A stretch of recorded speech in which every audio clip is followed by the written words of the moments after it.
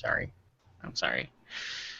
Welcome, everybody, to yet another wonderful episode of Geek News, Reviews, and Opinions, the show where we talk the week's events in geek, whether it be tech, gaming, movies, anime. If it's geeky, we're talking about it. I am your host, Adam Mickelson, a.k.a. Drek. I hope everybody has had a wonderful week. I've had a busy one, trying to do 2 reviews at once, and then tackle another 2 reviews, because Scott Cawthon likes to hate me, because it was originally 1 review, and then he decided to have a conscience, and he decided to release his game. Now I have to do it! Damn it! So, it's been a little bit of a busy week, people. But hopefully you guys have had a good week. I've had a good week, and I hope my fellow panelists here have had a good week, of fellow YouTubers, fellow critics, starting, of course, from the Shadow Blazer. Alex, I understand that you have had a good week because you're the proud owner of something. Yes, I've had a good week. I am now indeed the proud owner of a Mew. First time I've gotten a Mew legitimately in Pokemon without cheating or resorting to glitches. And I'm excited. It's level 100, so I really can't do much with it now because I like to have a little challenge. I don't want to break the game. But yes, I got a Mew. And I also got a video up last Sunday. Very nice. Sunday. All right, well then that sounds good for you. We also have Stephen Romney of Studio well, actually, no, I can't do that anymore. It is it Studio Ghost Utah? Oh, that's the website, but officially it's called Studio Ghost. It's just, that was the URL I was able to snag. For some reason I thought it was Phantasma that wasn't the one that... I don't know why. I'll get this right eventually. Romney, how has your week been? Well, it's been alright. I mean, still job hunting.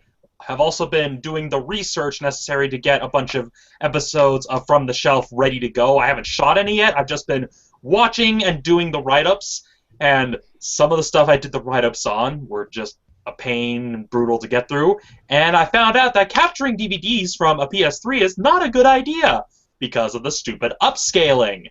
And it's not even just the upscaling, it's if the DVD was meant for 4:3 television, it'll crop it to 4:3, even if it had a letterbox. I found that out the hard way when I was capturing, because, well, spoiler alert, I'm doing a double feature comparison of the 2 Power Rangers movies, and I found out the hard way, like, oh, this thing got cropped, but it had the letterbox. Meaning I had to pull out my older capture device, which drops frames like crazy, and have to recapture all the footage for all the videos. So, yeah, I mean, other than that, can't really complain. All right.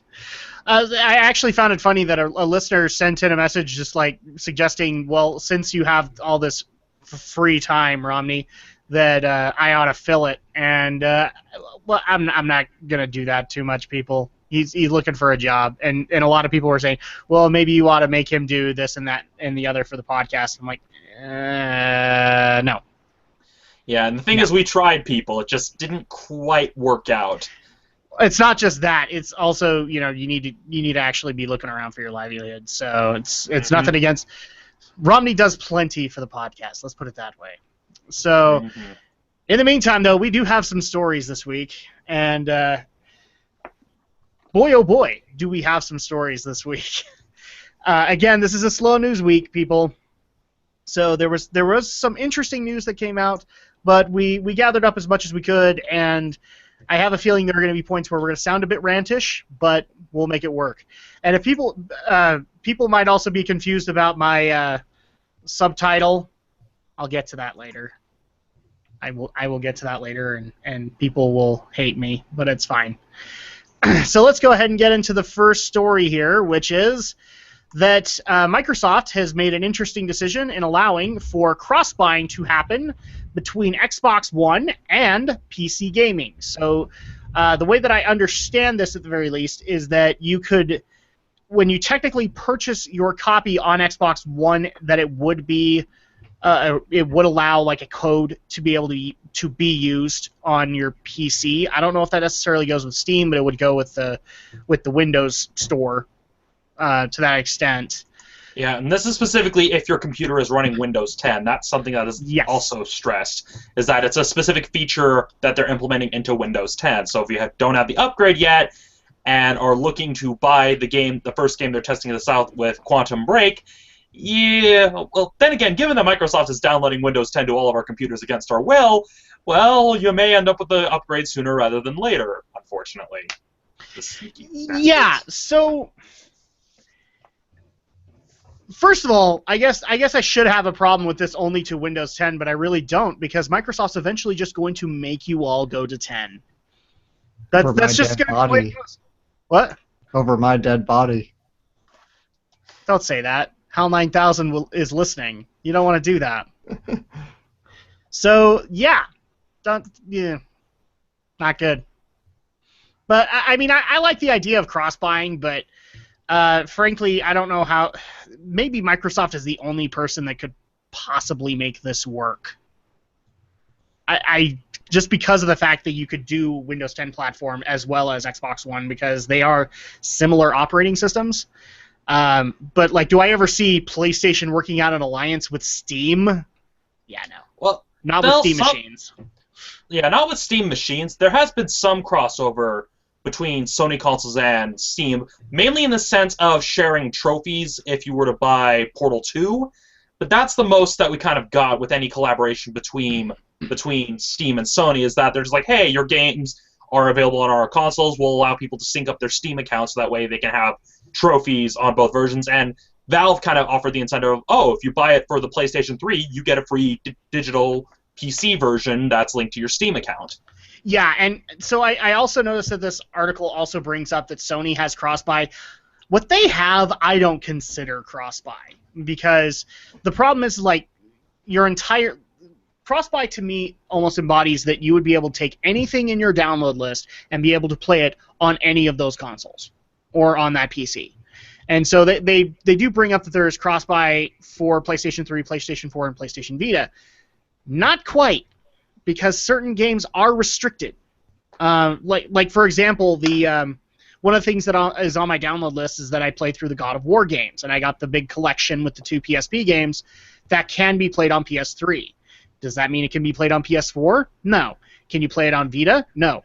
Technically, the codes that I have can't even be played on PSP. So at that point, I don't call that cross-buy.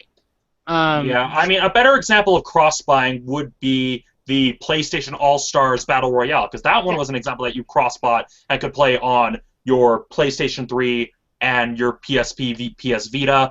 There's a few other games like that. I mean, a lot of the PS1 classics also do cross-buy, where you get it on your main machine, then are also able to play it on your handheld device. At least that's what happened when I got Legacy of Kain, was that it downloaded the file twice. I thought, oh, why did it download twice? And that's because the other files for PSP. Yeah, so where I think this is a fairly good move with Microsoft. It's not like hasn't been done before. It's just I love the fact that people are actually coming out, and a listener actually did suggest this too, saying that now Microsoft has gotten the upper hand with Sony.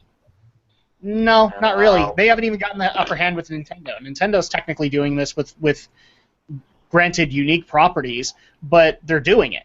So at this point, it's not like it's a unique thing. It's not the cutting edge of the market. I mean, that sort of thing existed even basically back in the earlier days of the PS3. People were doing cross-buy promotions for certain games for the PS3 and the PlayStation Portable. So it's not really that new. This is just the first time that Microsoft is deciding to do it.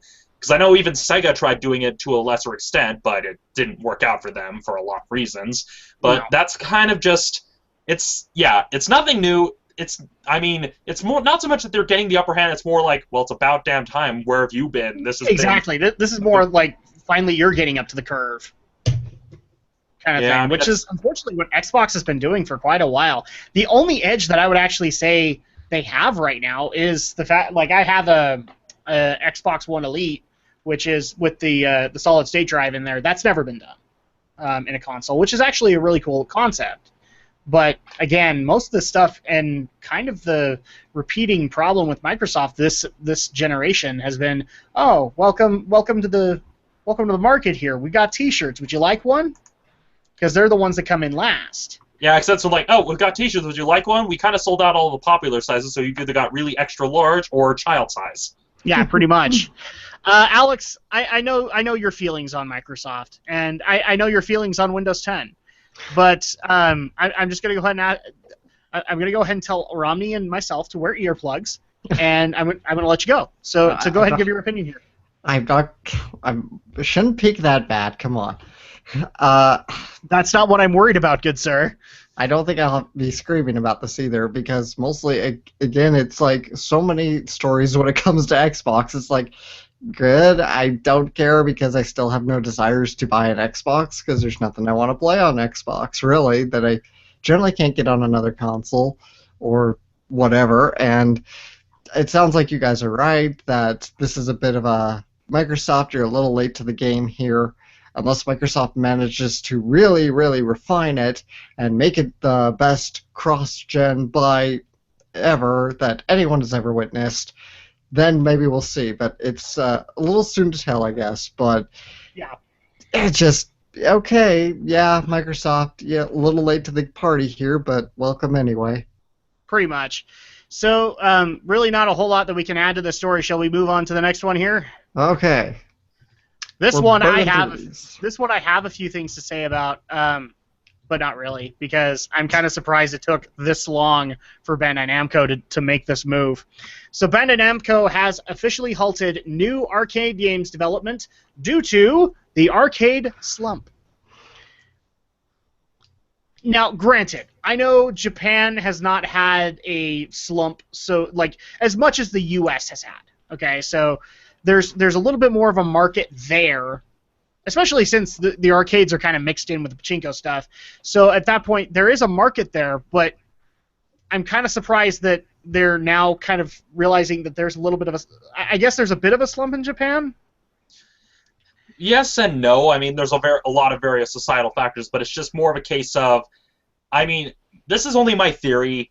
If anybody who's more up to speed on what's going on in regards to Japan's economics, feel free to correct me by any means. Yeah. But I think kind of the big problem is that just not as many people are going to arcades anymore because, well, it's mostly pachinko machines, and really, a lot of people like to think that pachinko is like really popular, but it's kind of the same case of going to an arcade and it has nothing but pinball. It gets kind of boring, and it literally is the same case where you have a bunch of pachinko machines trying to draw you in based on nostalgia. I mean, they have the usual ones, but then they have the various themed ones based on Saint Seiya, Macross, or Combattler V, and it's just kind of the case of, well, it's just watching little plastic balls going into slots and exchanging those balls for prizes that you then sell to get around gambling laws. And it's pretty much more or less what's been happening what happened in the U.S. is that people are just not as interested in going to arcades anymore. Not only that, but the arcade boards and the machines are horrendously priced now. I mean, I still remember when Street Fighter 4 was getting ready to release, and there was an arcade version of it. I think its starting price was like $10,000. That's way more than I ever heard anybody, like back when I was a kid, paying. Granted, before Romney corrects me on inflation and all that stuff, because he's going to do it. But the bottom line is like they were still like $100, or even like they were in the 3-digit range. They weren't in the 5-digit range. And I think the big problem is that, I mean, back in the day, SNK had the most innovative idea of, okay, rather than just making one standalone machine, we'll just make a machine that you could put carts into and swap them out, so that way you don't have to buy a new machine when you want a new game. But nobody really does that anymore. There's no universal arcade cabinet machine that people can just switch out. So it's to the point where if you want to bring a new game into your arcade, you gotta buy a brand new machine, gotta clear out others' machines that nobody's using, and make the space for it, especially given that a lot of these arcade games are very spectacle and novelty based. Well, and the problem is, like, for kids today, they're very old. And so at that point, there's not a whole lot of allure to bring kids in. And that's really who an arcade caters to, aside from gaming nostalgia nerds like me. Oh yeah, and it's also since not as many people are dating, because in the past arcades were also popular dating spots, but because more and more Japanese youth are kind of not even bothering with dating, that's another cut into that, because like, oh well, now we don't even have people coming to these arcades as a couple anymore, because frankly, I'm kind of surprised. Like, given the culture of Japan, I'm surprised that anybody aside from kids had the time to go into an arcade, because like seeing the average businessman in Japan going to an arcade, which apparently happens. I just don't see how it works. And school is like 6 days a week there, isn't it? Something like that, yeah. Yeah, it is. They get Sundays off, but there's been a bit of an interesting trend because with schools and businesses, they've been trying to kind of westernize them a little bit in terms of giving people more time off, not having employees work until like 12 o'clock at night. They've been trying to slowly implement those things because a lot of those really rigorous schooling and work lifestyles are what contributed to the huge population crisis that Japan is currently dealing with. So yeah, that's the thing. It's like all of this is incentive to handle that whole population issue. Yeah, and so really, a lot of people, it's not really one big thing. That's just one of the many factors that is being affected by the population crisis, that there aren't as many people to go to arcades, and with rapid inflation, I mean, games here, like say you were to buy a game for a PlayStation 3, brand new, $50. In Japan, it costs easily the equivalent of $100. And so you've got the inflation, you've got not enough kids and stuff like that. It's a lot of messiness, and that's why a lot of game companies have been pulling out of arcades. I mean, that's why Konami had the huge meltdown during 2015. Yeah, it surprises me that I would have thought one of the first people that would jump on this bandwagon was Bandai Namco. Because at that point, it would make sense for them. I'm surprised that it took this long for them to actually consider actually pulling out of arcades a little bit due to the slump. I don't know. That's the part that surprises me the most. I would have thought, being Namco is Namco, and Namco has been part of arcades for the longest time, they would have seen this coming and they would have jumped out. If anything, I would think like Capcom would be the last people to jump out. Yeah, but a big thing to consider is that when it comes to business, given Nikkei, that's the equivalent of that's basically Japan's stock exchange is Nikkei. Here we have the New York Stock Exchange. And if you're looking at it from a business perspective, if Bandai Namco pulled out too early, that would have set the whole games industry into a bit of a tailspin, because if they think, oh crap, Bandai Namco's pulling out, panic, everyone panic, come on, panic, Namco's pulling out, nobody is safe, SNK, like, crap out more pachinko machines because Namco's panicking. Yeah, what makes it even better is, so I actually got this from a listener too, and it got coupled with another story, is that, you know, in order to get people's minds off of the fact that Bandai Namco is doing this, they also wanted to advertise a bunch of games that they have coming out to get people excited. One of which was actually, I can't even believe I'm saying this because it seems almost dirty to say it, games for the Vita. They have like 2 to 3 games coming out for the Vita this year. I thought the Vita was dead. And one of which I might actually buy, people. Because it's coming to US shores, and it's a Gundam game, so I gotta play it. So it's like, wow, I'm actually gonna have a 2016 game on my Vita. The crap! Yeah, and so, really, to kind of make sure that we're being clear, people, this is not like Bandai Namco completely like back out. This is just them saying they're not going to make any new arcade games going forward because of the arcade slump. So it's not that they're like it's not like they're yanking all of their machines, it just means that they're not going to make any new ones, which is probably for the best because, well, they're very expensive to build, very expensive to maintain, very expensive to try to sell to arcade owners who are also affected by the slump in the fact that they're losing money. Yep. And so, before we move on to the next story, the other thing that also kind of caught me by surprise, this is also a Bandai Namco announcement that kind of came in under the radar. Apparently, there's a Digimon game for PS4. People were actually asking if people on the panel are playing it or reviewing it. I'm not, just because I didn't know it existed. It looks cool. I did. I thought about buying it so you and I could do like a Dragon Shadow try for it. The Cyber Sleuth? Yeah. Okay. I just barely found out it existed. I knew about it. No, I don't have it. I actually tried to send out a message to Aldo to see if he had it, because he's got a PS4, but I never got a response back. Yeah, because I knew about it because I remember that was the game people were saying, why didn't you release this game when the Super Smash Digimon game came out, where everybody's like, oh, why'd they release that when they've got this much better, more highly anticipated game being the funny part is, like, people actually brought this to my attention because apparently it looks a lot like a JRPG, and I've been complaining that there isn't enough of them, and I've only seen, like, a concept trailer, so I can't even confirm that. Well, yeah, the biggest comparison is that it's kind of, imagine Digimon if it was handed to the people who make the Persona series. That's kind of the Yeah. big comparison, which is why so many people were excited for it, because, like, hey, this is basically like Persona, but with Digimon.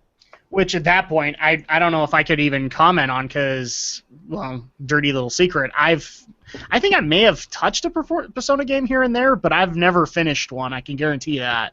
Yeah, I'm more of a Devil Summoner guy, to be honest, and that's just because that's what interested me. And even then, I'm still relatively new to the Shin Megami Tensei franchise, so. Most are. All right, let's go ahead and move on here. Sorry, Bandai Namco, but it sounds to me like that's a good business decision for you. So, our next one, however, is something that we've covered a couple of times on the podcast, way back in the Radio SLCC days, but it seems to come up every year. And that is the rumors that are happening that a possible Crash Bandicoot game might be coming out. This time around, it is that the upcoming Crash Bandicoot game was possibly outed by a major toy company. Okay, you guys realize that it doesn't mean that Naughty Dog's working on it, right? Yeah, Right? Unfortunately. Yeah, especially considering that, well, they're busy working on a bunch of other stuff. At least I'd assume. I'm not saying that it isn't true. It could be, but at the same time, it's like everybody likes to bring up to me. Oh, well, Crash Bandicoot. That means the golden days are back. No, because Naughty Dog doesn't own the license anymore, people. No, it's considered a Sony property, and I hate to say it, but it's like what happens whenever you see an announcement for a new Sonic game where everybody says, "Oh, this one doesn't suck. The golden age of gaming is back." Wow, was that a needle in the shadow blazer for a second there? Romney, No, seriously. It's not necessarily directed to him, again, because I know his pain, because I was a diehard Sonic fan too, and I experienced the same feeling, the same highs and lows of, oh, this one doesn't suck, ow! Yeah, I mean, I've played Crash. I like Crash. I thought it was a decent mascot, but again, Naughty Dog doesn't own it anymore. And even then, like, let's just say for the sake of miracle, they get the rights back. What makes you think they would want to do anything with it?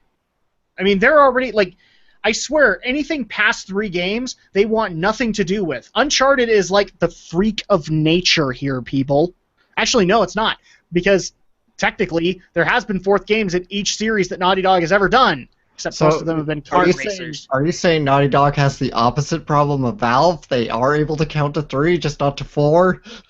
Well, no, the problem is that the 4th game is not in the same vein. Because, like, you had Crash 1 through 3, and then you had Crash Team Racing, and then with Jak and Daxter, you had, even though technically they got to 5 before Jak X Combat Racing came out, but there were 3 in the trilogy in that line.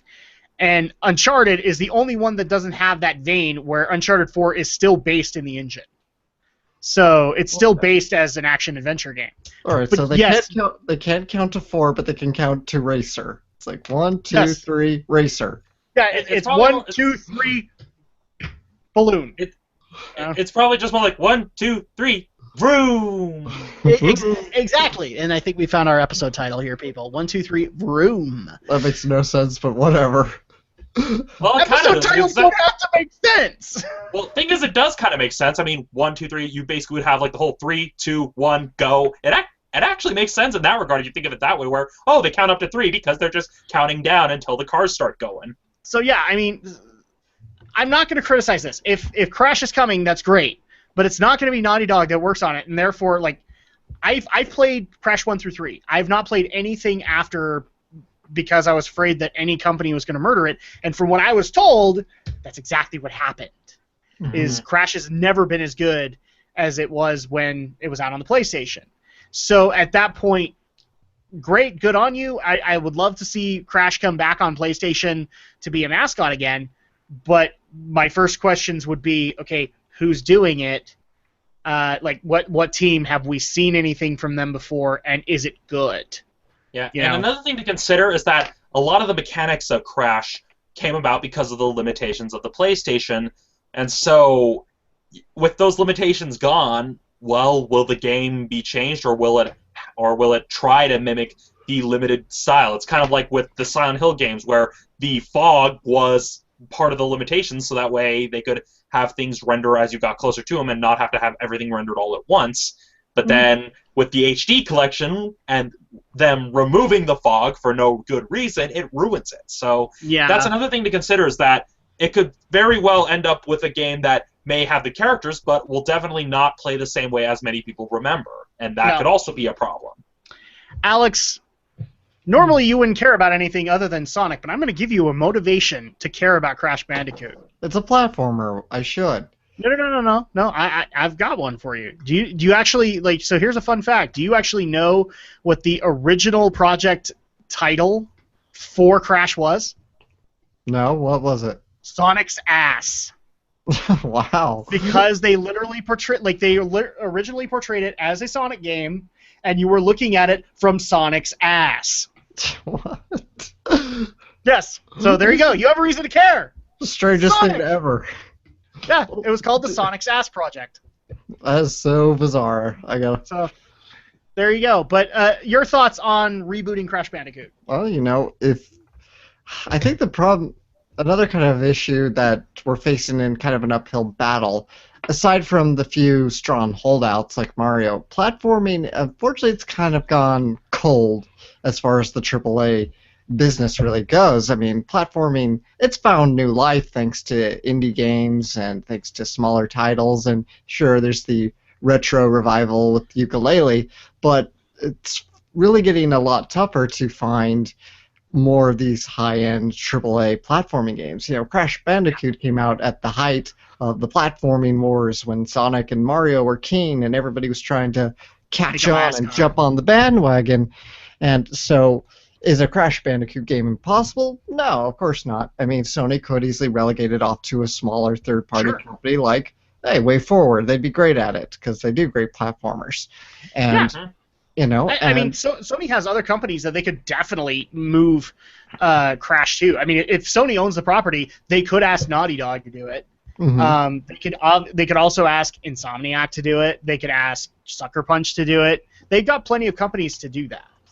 Yeah, so I think there's the potential there, but I wouldn't count on it from Naughty Dog, as you guys have said, because Naughty Dog is pretty much AAA at this point. They do these big-end games, big-budgeted games, and they've probably got enough on their plate that they're not going to take on one of their older properties. They already have their project. I haven't confirmed this, but people have been asking.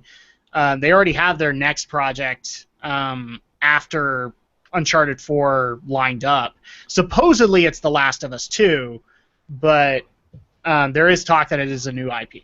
So I think Naughty Dog is pretty much set in the fact that they want to keep evolving, which is it's not a bad thing. Like I said, I wouldn't have a problem with Crash returning, especially, and I actually agree with Alex. I do believe legitimate platformers aren't really existing in this climate unless they have an actual gimmick to them. So like if they're a puzzle platformer or a shooting platformer, then they exist. But if like a legitimate Mario-esque platformer, they don't really exist. And so I don't know what Crash would have to do as a gimmick to get in. Yeah, they don't really exist on the AAA front because a lot of the platformers that are coming out tend to be either from indie companies or just cheaper titles you get through PlayStation Network, Xbox Live Arcade, or the Nintendo eShop, because it's kind of viewed as a genre that you make cheap games. That's like, oh, you want to make a game to be sold on the cheap, you make a platformer, be it an action platformer or a shooting platformer, puzzle platformer, or a speed platformer, which that's because a lot of these companies have also been trying to cater to speedrunners. But it's pretty much, I mean, say AAA games are like the big blockbusters. Platformers are kind of at the point where they're just the in-between popcorn flick, in between the big movie seasons. Yeah. So, I mean, I don't want to dash people's hopes here, but I do think that, yeah, it's got potential, but there isn't much to say until we actually get a trailer, until we actually get gameplay that we can legitimately look into. So, I'm happy for the Crash fans. You're going to get what you want, but we need to see more before we can get excited. So moving on to the next story here is actually kind of a recap of DICE 2016, which happened, I believe, last week. So, yeah, because it was on the 16th. So DICE happened, and first of all, we have a game of the year, at least as far as DICE is concerned, and I don't agree with the decision. Frankly, because you basically handed game of the year over to a broken game. That is Fallout 4. So I'm sorry, Fallout fans, but as Fallout fans have clearly stated, and reviewers like Angry Joe have pointed out, it's still buggy, it's still broken, and so I don't like the idea of having our game of the year being a broken mess. So we already have that crown, but that was not the interesting part of DICE. DICE had a lot of smaller moments here and there that I'm starting to catch up on that caught my attention and caught the eye of a lot of gamers, and including listeners of the podcast. One of which was having Penn Jillette come out and defend video games as art, which, to my knowledge, this is the first time he's done it.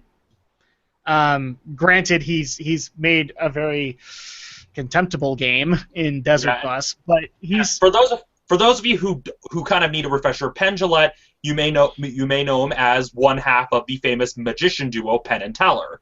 And, well, they had an unreleased Sega CD game that had a bunch of various gimmicky games, some that were like magic tricks that players could use to trick up their friends, and the game that Adam is mentioning, I would consider would be an art game because of the artistic statement it is making, and that is Desert Bus. Yes, so Desert Bus exists. It is from Penn Jillette was part of it. I don't think he was the sole money behind it, but he is part of it. And so a lot of people didn't expect that he of all people would come out and do that. I actually don't see a problem. I mean, a lot of people remember Desert Bus, but Desert Bus was part of a culmination of games that came out for Sega CD, and all of which had different unique concepts to them. So, granted, this is probably the first time he's actually come out and said it. I just like the fact that he did, because there are very few celebrities that come out and defend video games as an art form. I mean, it doesn't really surprise me Penn would come out and say it. I mean, a lot of people might also know Penn and Teller for their series Bullshit, which I think was on Showtime. Yeah, it was on Showtime. They've moved on to Penn and Teller Tell a Lie, and then there's also, if you've been watching reruns on our local CW affiliate, there's also Penn and Teller Fool Us, which is where magicians come on and do magic trick, and Penn and Teller try to figure it out, and if they're not able to figure it out, you win. Right, and I think even in Bullshit there was an episode where Penn goes out and proves that, oh yes, video games don't inherently cause people to be violent. Yes. I remember the segment where the activist they spoke to had the whole mass shooting triangle, and he basically sawed off each individual part, pointing out the flaws in his whole idea, because the idea of society, video games, result in mass shooting. It's based on the fire triangle, where you have the idea of three things you need for a fire, and yeah, it isn't really that surprising, especially when you just look at Penn's track record in general when it comes to talking about any form of culture. I mean, he's a very active libertarian, yes. And he's I don't remember, is it the Cato Institute? Yeah, I think, because he's also a fellow at the Cato Institute, and so him being very outspoken about it doesn't really surprise me either. The reason that it's shocking to me is because when you actually talk about video games as art, and the first celebrity that comes to everybody's mind is Roger Ebert. And so at that point, you have to deal with that kind of conversation, even though Roger Ebert eventually came out and said, yeah, this is what I knew at the time, and my opinion has changed somewhat. But having somebody like Penn Jillette come out and actually say, yeah, video games can be considered an art form, I actually think helps the cause a little bit, or the cause, so to speak, on the matter. I also think it'll be a matter of time before we get a bunch of people screaming at Penn Jillette and hating what he had to say, but Penn deals with that on a daily basis, because again, I mean, if you look at his YouTube channel, Penn's Sunday School, he's used to it. It's not it wouldn't be anything new to him. It would just be another reason people tend to scream at him. I mean, again, back when he and Teller were doing Bullshit, there were a lot of people that took up offense with some of the stuff that they covered, some of the stuff that they went after. I mean, some episodes they've done I don't necessarily agree with, but I at least understand their point, and they do bring up some valid stuff. But I mean, if back when people were uploading them illegally to YouTube, if you see some of the comments, I mean, yeesh. Yeah, Penn's got a lot of hate. Crap. I keep on wanting to say Penn Jillette alone, but it's Penn and Teller. They got a lot of hate for those episodes. Not only that, but like I've seen stuff of like when they did magic shows, and they just so happened to state their opinion or whatever. I also saw a video like a couple of years ago where somebody took a moment that they had in the West Wing where they burned a flag, and the hate comments on that was atrocious. So yeah. So yeah, Penn's used to being yelled at for various reasons because, well, he tends to yell back.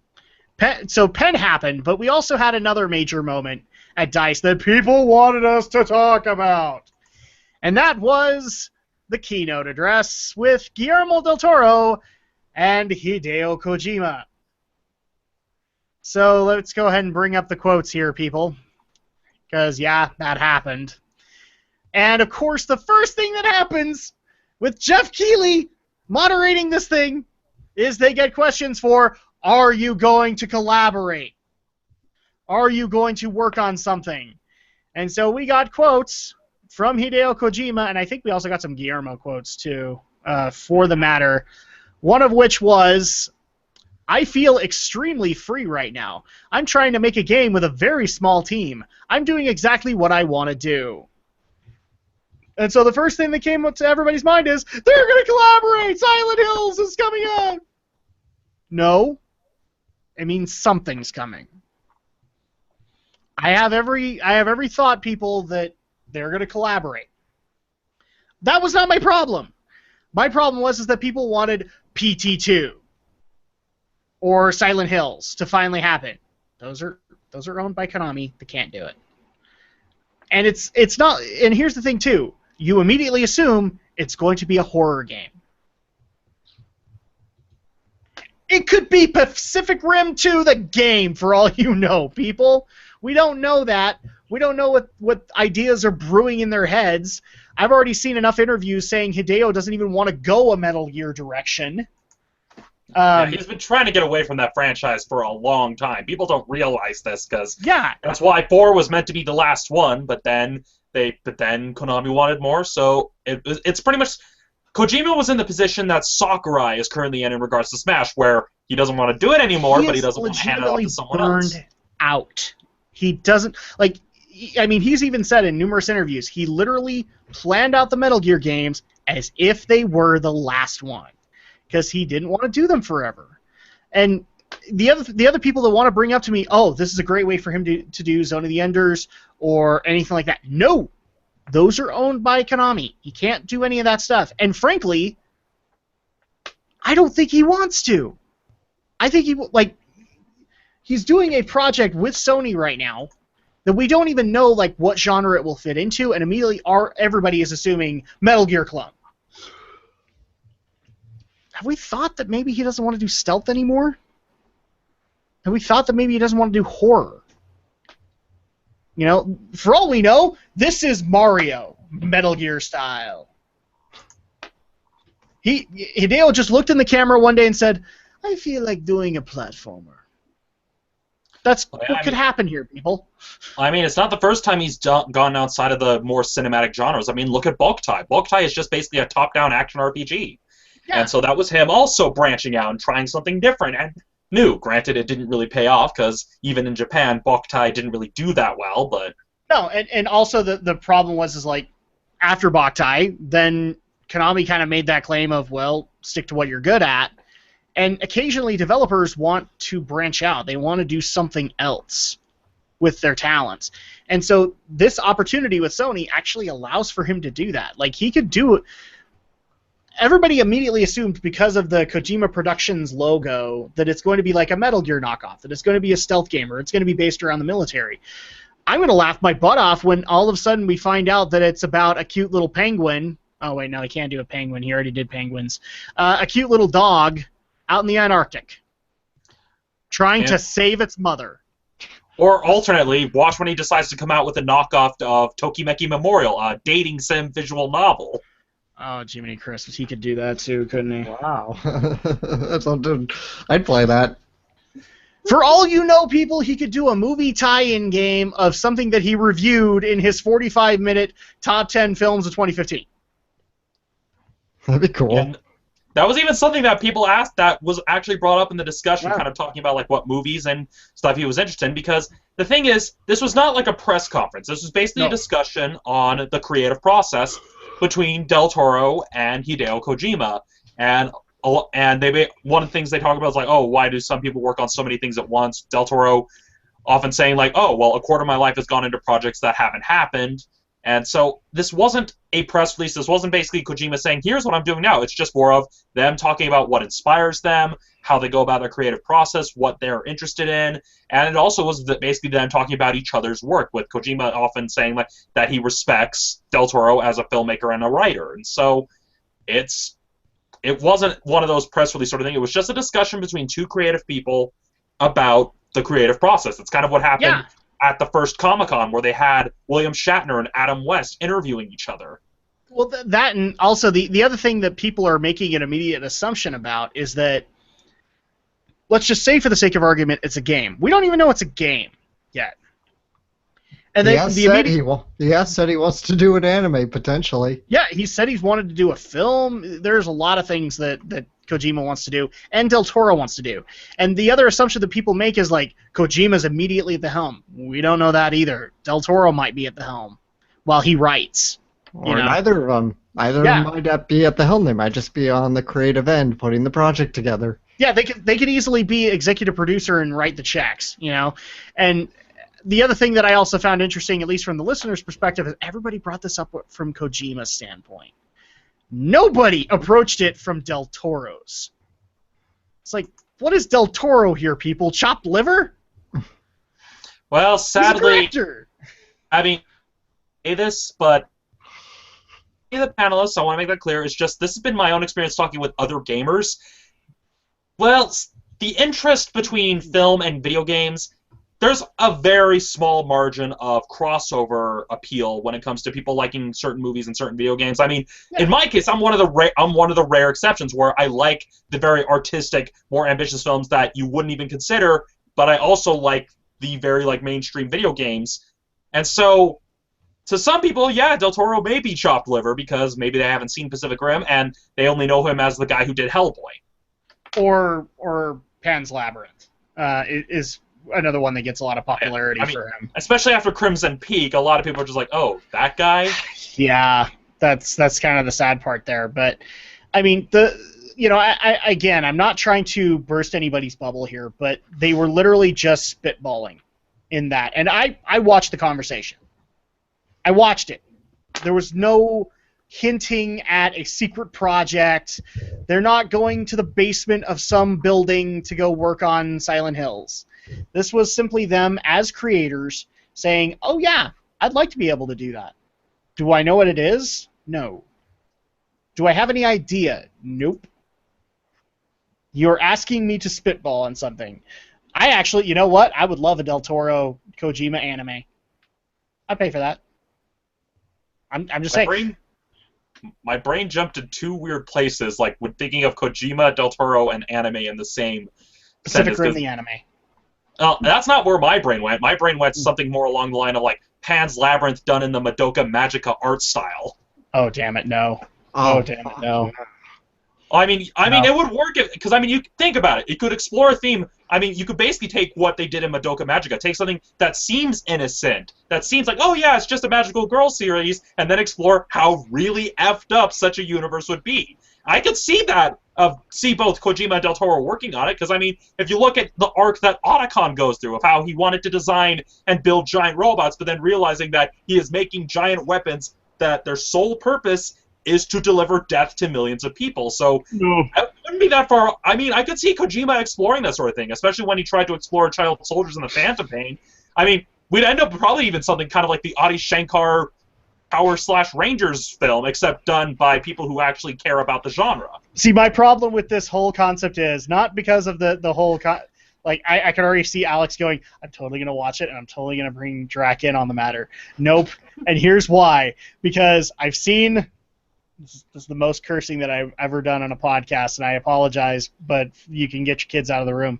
I've seen mindfuckery from Kojima, and I've seen mindfuckery from Guillermo. I can't do it with both of them in the room. I can't do it, people. I can't do it. Can't do it. Well, my mind would never be the same. Yeah, that's the thing. If they're gonna collaborate, that's probably what you're gonna get. Is that extra layer of mindfuckery? I mean, my brain. And again, it could be very simple, like Pacific Rim. Just giant robots beat up aliens. Yeah, who knows? The thing is, they both have very similar design philosophies when it comes to just the creative process in general. Because Kojima, even in those more simpler games like Boktai, he always tries to have a central theme, something that he wants to talk about, something that he wants to address. I mean, the Phantom Pain, it's even right there in the title, the pain that never really goes away, whether you're losing a limb or losing someone you care about. Yeah. And with Del Toro, his design philosophy is that every piece of artwork has to really reach in. You basically have to really reach into yourself, draw strength from the really, really deep-seated emotions to create something truly resonant. And with Pan's Labyrinth, it was basically his way of kind of dealing with grief. And that, because he famously likes to say that when his wife saw Pan's Labyrinth in its entirety, the final debut, her response was saying, "Wow, you felt that bad." And so, you're gonna get the mindfuckery, but I get the feeling we would get something that would be. I mean, again, we could end up with something just fun and inspired like Pacific Rim, or we could get something that's really exploring something really deep-seated in both of them. You could. I don't want to write things off just yet, but we do need to move on to the next story here. And frankly, again, I just want to reemphasize to people: this says nothing. This is them spitballing about a project that they could do. And yeah, we've already come up with a lot of really great ideas that they could do together.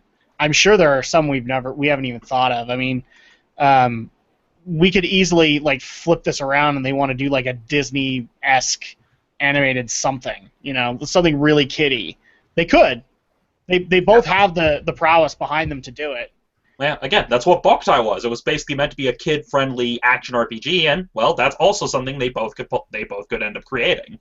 Yeah, exactly. So, so DICE happened. As soon as we hear about a collaboration from Kojima and Del Toro, we'll talk about it and we'll give our thoughts on the matter. I don't think we're going to see anything at this year's E3. Sorry, people. So let's go ahead and move on to the next story here before Drax's brain is forever lost in the mindfuckery that could happen if Del Toro and Kojima did something together. Oh, just think of a Psycho Mantis fight with those two working together. So the next story is our Nintendo talk, because apparently we can't have it. Somebody, I can't remember what week it was, we didn't have a Nintendo story, and it was you can't have an episode without Nintendo talk. We try not to, people. We try not to be shills for Nintendo, but then you bring us back in. So we did have a little bit of Nintendo news happen this week. They have opened registration for a new Nintendo account, and details for this account are skittish at best. I mean, I've seen stuff saying that this is only for the Miitomo app that's coming to mobile phones. I've seen that this is going to be the new Club Nintendo concept. This is also going to be their new form of Nintendo Network that would work with NX.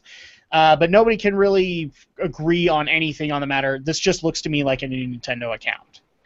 Am I happy or sad about this? Neither, because I don't have any information on it. I'm not going to register for it early, if that's what people are asking. But I don't know if this is specifically aimed towards Miitomo either. That's the hang-up that I have on the whole story. I don't think they would create a whole new network just for an app. I just don't know if that would happen. But so let's go ahead and get to you guys' opinions on the new Nintendo Network, or the new Nintendo login that you're about to get. Romney, you are probably the only Club Nintendo member that is on the panel. So is that what you're hoping it is? Or are you hoping for something else? Well, looking at some of the stuff, I mean, I already signed up for the new Nintendo account when they first launched it, And one of the things it tells you that when you pre-register for Miitomo is that you do get platinum points. And so it's looking highly likely that this is the successor to Club Nintendo. It's just going by a different name because the URL in question is now my.nintendo.com instead of club.nintendo.com. And so it's kind of likely that this is the successor. They're just trying to basically have it where it crosses over a lot of different things all at once, rather than having it limited solely to the Nintendo Network and eShop purchases. Although there will be that functionality there, this probably is what they're doing to follow up, so that way they can also include their mobile apps that they're starting to roll out, like Miitomo and then Pokemon Go. Yeah. Alex, so I have to ask, is this where you got your Mew? Are you secretly a new member of this Nintendo account? No. Oh, okay. All right. I got my Mew from a promotional code from GameStop.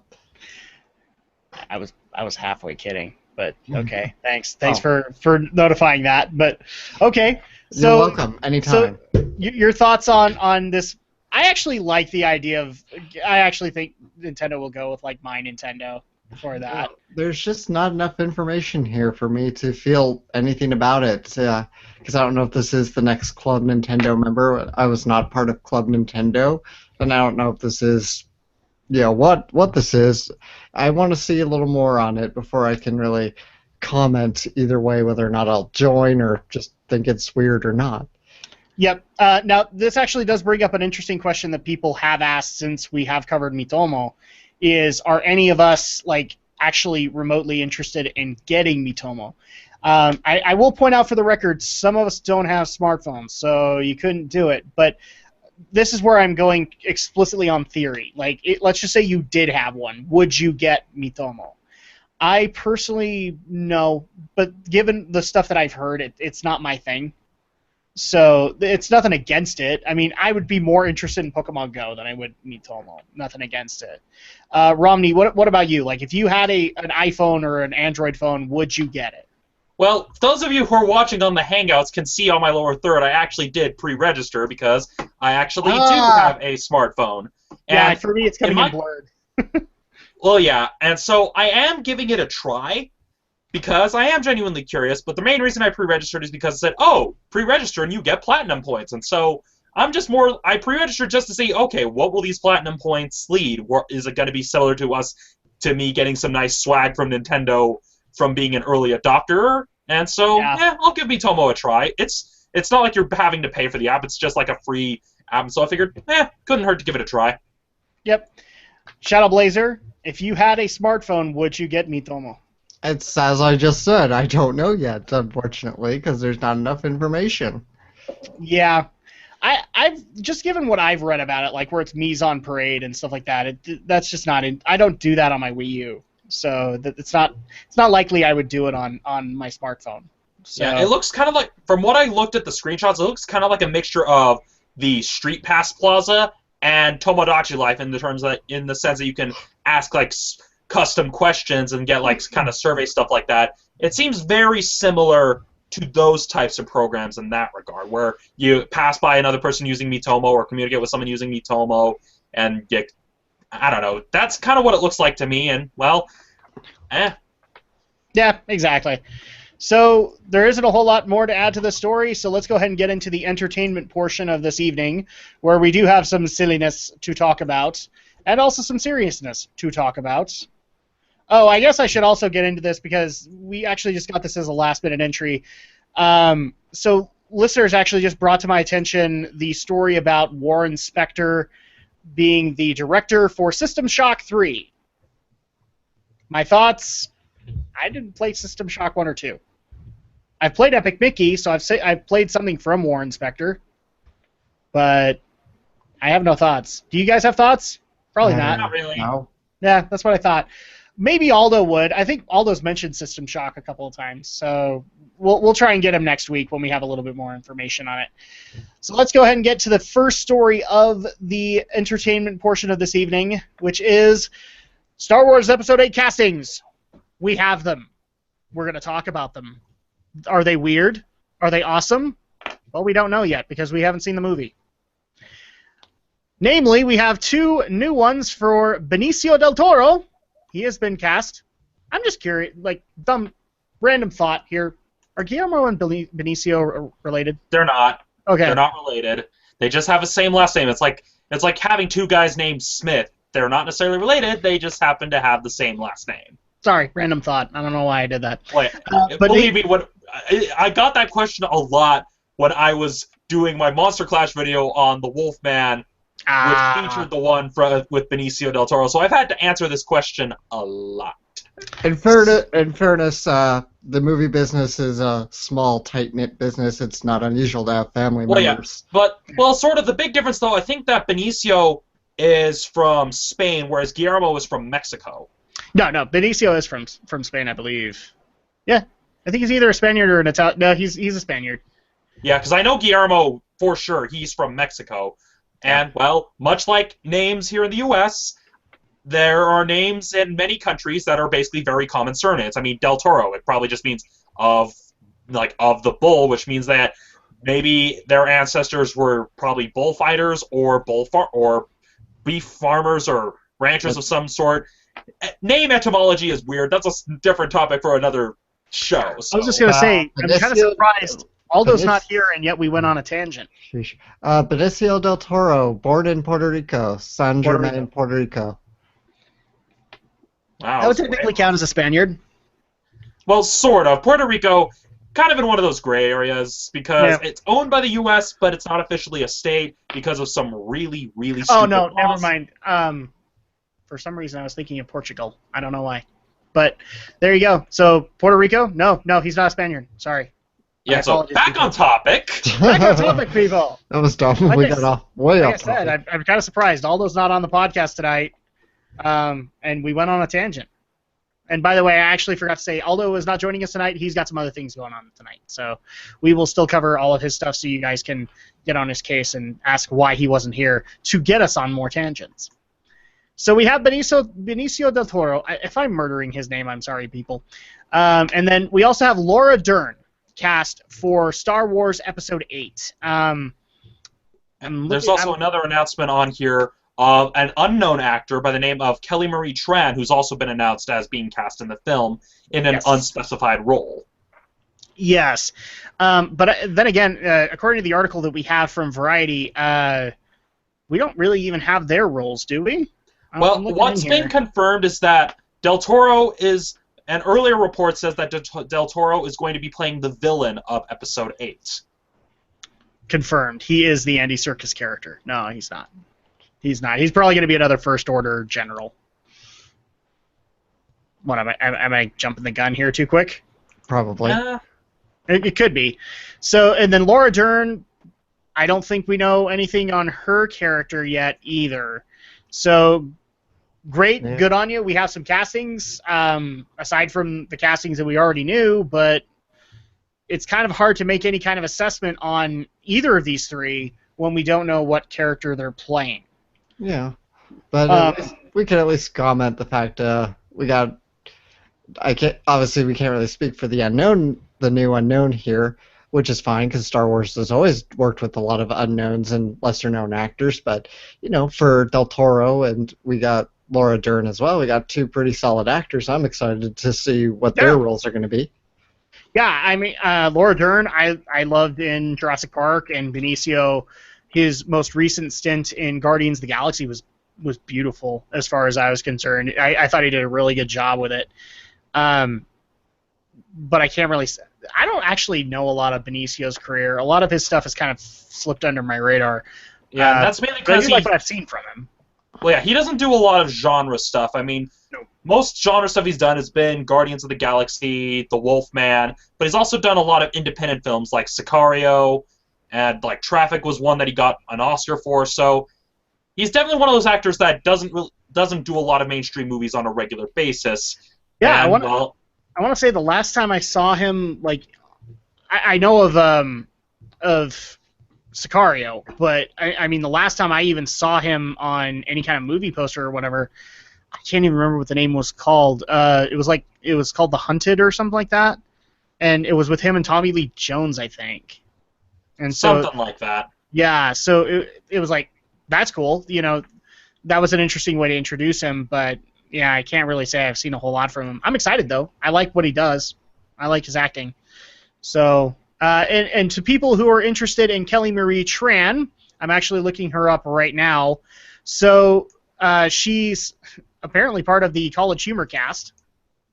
Because she's part of College Humor Original. She's also done Adam Ruins Everything.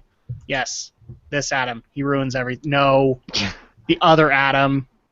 I like Adam Ruins Everything. How about you guys? Yeah. She's also done movies she's done shorts like Untouchable. She's done TV. Yeah, so it looks like this would be a jump from TV movies and TV to a full-on film. Yeah, well, that's also what happens in Hollywood. So. Yep. Hey, speaking of Star Wars, apparently the secret shooting title of Episode 8 has been revealed. Actually, it's apparently been under the fake working title of Space Bear. Yeah. Was this announced on Twitter by Chewbacca? No, it doesn't look like it. Apparently, Carrie Fisher revealed the fake working title of the film. Well, that's not good for Carrie. I guess that confirms she's not on the cast anymore. Well, they get pretty secretive with this stuff with Star Wars. Yeah, mainly because they don't want. Because what happened is that they were worried about people trying to steal props and set pieces and stuff like that. Because they did the same thing back in Return of the Jedi, which is where the fake name Blue Harvest comes from, because that was the working title they were using for Return of the Jedi, which I still don't know why Seth decided to use that name for his parody of Episode 4, but then again, I'm not a big fan of Seth MacFarlane to begin with. Loving homage, I guess. So, great, and all, I mean, there's been tons of Star Wars news this week. Somebody actually, a listener did provide that we need to talk about the deep secret of Captain Phasma's armor, and I don't want to because it's gross. Well, I don't know anything about Deep Secret. I just know that the design was initially meant for Kylo Ren, but then they changed it and gave it to Phasma. No, this was an IGN story, so I don't know how accurate it is, but supposedly the armor was actually made from remnants of Emperor Palpatine's Nubian shuttle. So, he had a similar yacht to Padme Amidala, and so the Phasma armor's from that. And, I can kind of see it, but... I mean, I can see it... Well, yeah, but I can see it kind of in the standpoint, the First Order seems like the kind of organization that would, work... I mean, especially if you look at how Kylo Ren worships Darth Vader, the First Order probably... I mean, when you think about it, the First Order are basically the Star Wars universe equivalent of neo-Nazis that just managed to get enough firepower and manpower to basically become a threat. And so... I can kind of see it, maybe they have a specific a limited series of armor they save for the best of the best, like Captain Phasma. This is true, but until I actually I hate to be I don't know, hipster's probably the best word here. Until I actually hear the director say it themselves, I'm not willing to confirm it. Well, yeah, either you have at that point it's a stretch, and either have just to under the director. Just one. Sorry, I'll let you go after. I'm gonna let you finish, Romney. But given your argument, you made a perfect argument for Kylo Ren doing that. At least as far as I'm concerned, because that makes sense from Kylo. But Phasma, I don't know if I necessarily buy that just yet. Well, but then again, we don't know a whole lot about her. Well, yeah, I wouldn't say Phasma would be the one making it. I'm just saying that maybe the First Order as an entity probably made it to try to imbue some sort of significance. And it wouldn't even need to be the director saying it. If it's reported in an official extended universe book that Disney and Lucasfilm approve, then it's okay, then we'll consider it. Yeah, then I don't have a problem. Until then, I don't want to confirm. There's not much to say. So yeah, there we go. We have some castings. Moving on to the next story, and this is the one that Romney might have to dig out the pillow for. So we've talked about this. Is this the French movie? Yeah, this is the French movie, isn't it? No, this is this is not in no way related to the French one. I'll go ahead and kind of summarize it. Basically, go ahead. And I don't call this a pillow story. It's just me being more eye-rolling and just wondering why. But New Line Cinema is in talks to acquire the live-action movie rights for Osamu Tezuka's Tetsuwan Atomu, otherwise known here stateside as Astro Boy. Now, note, Yes. live action. Live action. So, I mean, refresh my memory here, Romney. The CG one that came out a couple years back, what company had it? that was Imagi. Imagi. So, well, no, who had... I could have sworn New Line was part of it.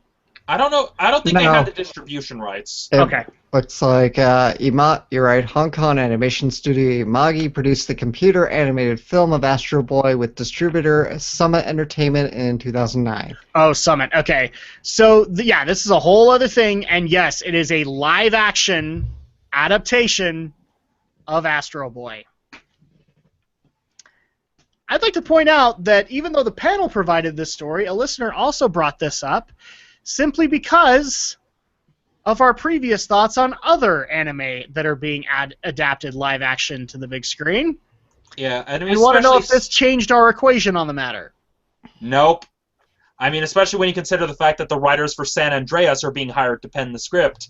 This does not fill me with a lot of hope, people. I mean, I can understand the desire to make a live-action Astro Boy because, yeah, it may look cutesy, but it does touch on some darker themes, so much so that there's a whole separate spin-off manga that adapts one particular arc of Astro Boy that's done in a more serious style. So I can see the idea working, but the people they're having do it doesn't really fill me with that much hope because, well, the thing is, when it comes to a lot of Osamu Tezuka's work, and I don't even want to get into the whole Lion King Kimba issue, because that's a whole Well, now separate you're can going of to have to because you brought it up.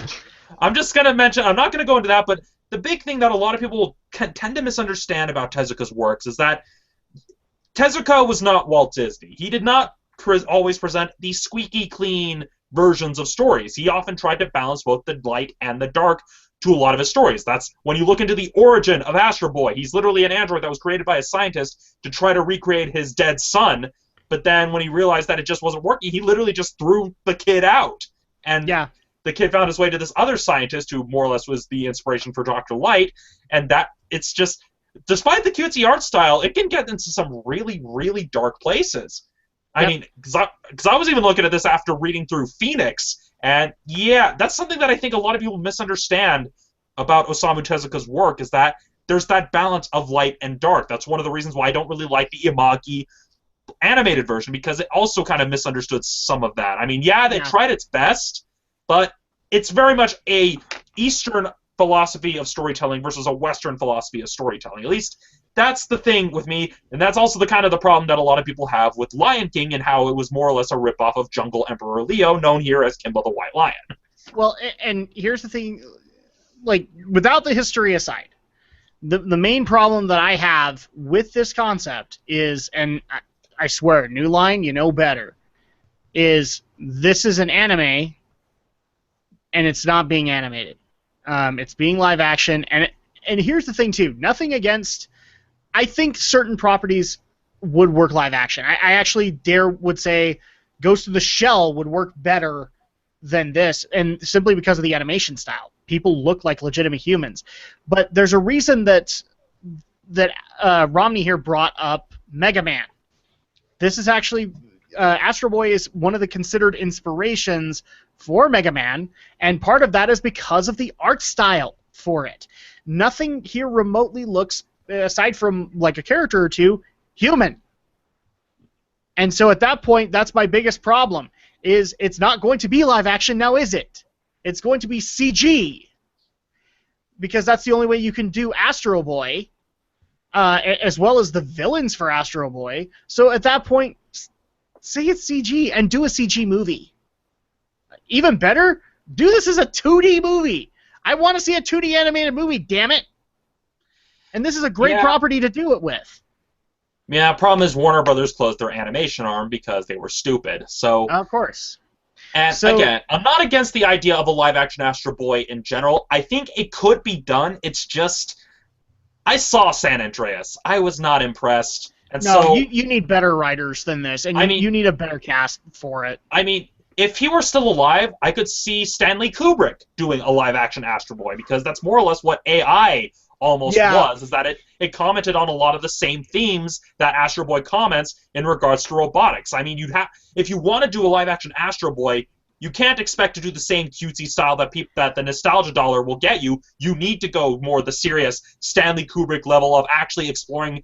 You have to basically give it the Isaac Asimov treatment. That's the problem with this project, is that like the best director that you could probably get for this project was Kubrick, and Kubrick's not around anymore. So at that point, like, who are you going to bring in? I literally can't think of a director off the top of my head. Neil Blomkamp? Maybe. Blomkamp maybe, but is Blomkamp going to get it? That's the thing. Mm-hmm. And would the writers of San Andreas be able to do justice to what Neil Blomkamp would want to do with it? Because I think Blomkamp would want to actually be involved in the writing. He'd probably even bring in his own team of writers.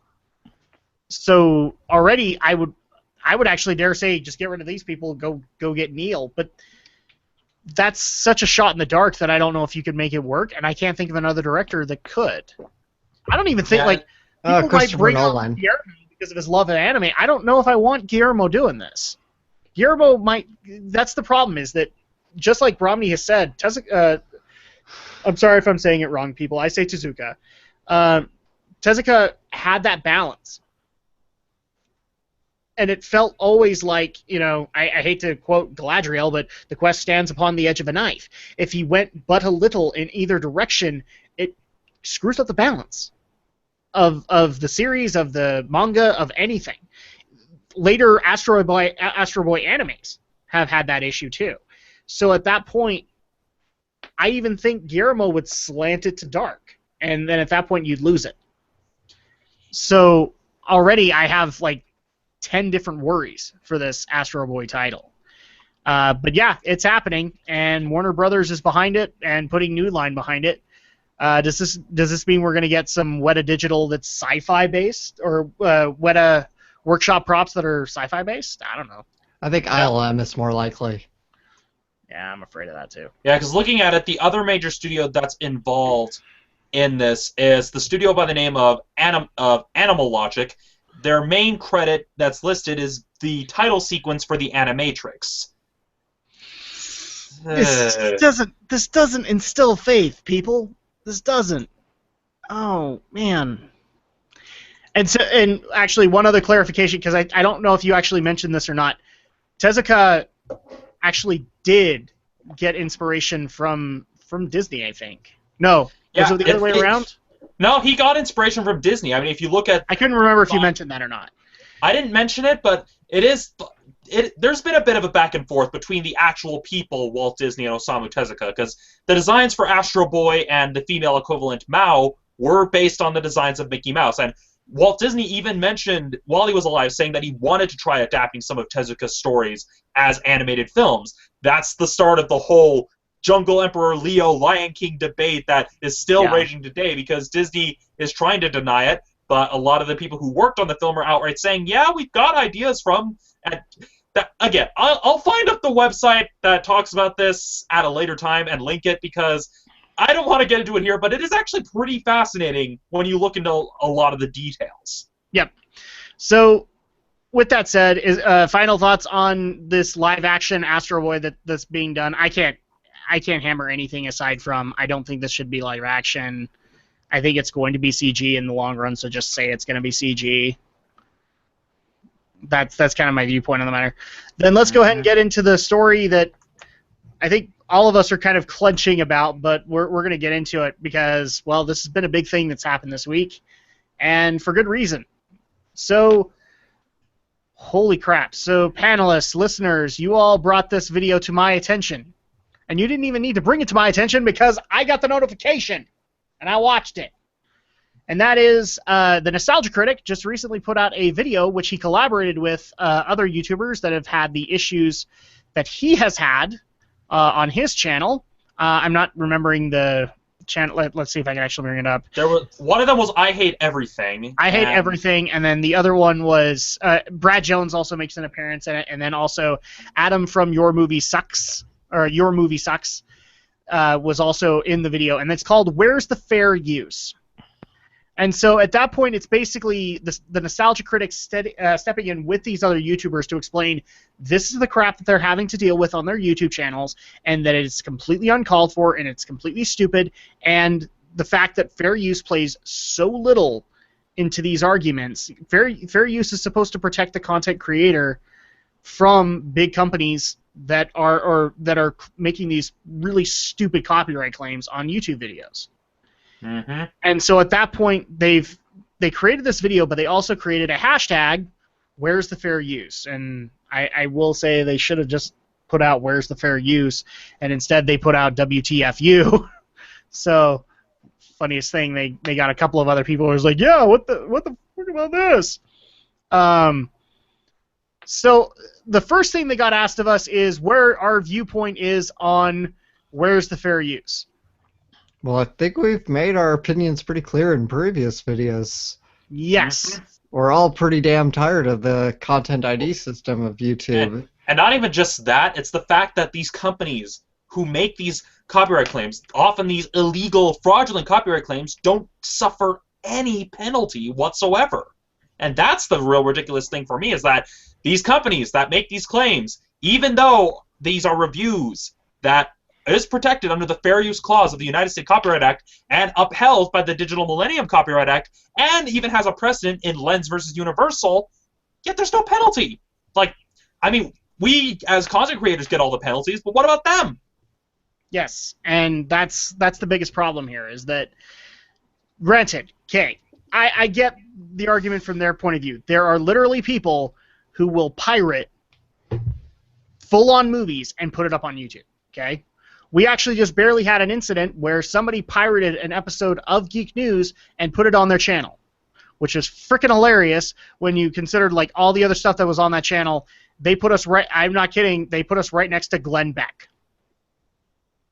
Because, you know, we're totally in the exact same genre, right? They just re-upload a bunch of other shows and videos. So at that point, we've had this happen, and yes, I reported the people, and yes, the video got taken down. And I'm not the big company, so obviously I'm not going to abuse it, but there are companies who literally abuse this all the time. Look at all of the video game problems that have happened from indie developers with specific YouTubers, like Jim Sterling, like Total Biscuit. This happens. And so frankly, I'll speak personally because I can't speak for the panel here. I'm sick and tired of it being a one-sided system. So if I have a complaint, if I want to lodge a complaint with this company, or like let's just say it's Nintendo that takes an action against one of my videos, and then 30 days later they can just reinstate that? No, I want a penalty for it, because unless they're going to actually bring a legitimate complaint on something that I did actually do that was against their copyright, you know, aside, like, let's just say it's a game review. This is the best example of it, not a Let's Play, because a Let's Play is a whole other thing. Well, let's just say I reviewed Zelda Wii U, and then they got on my case for using actual soundtrack music in the audio section because, well, I'm going to do that. And then basically every 30 days just keep on renewing that. That's not cool. It's not just not cool. It's bad business. It's bad politics for them. I'm basically even if I'm saying bad things, I am putting out advertisements for their game. I am speaking about their game as a product, whether I'm speaking positively or negatively. And frankly, if they're not even going to put a claim up there, then yeah, I want them penalized for that.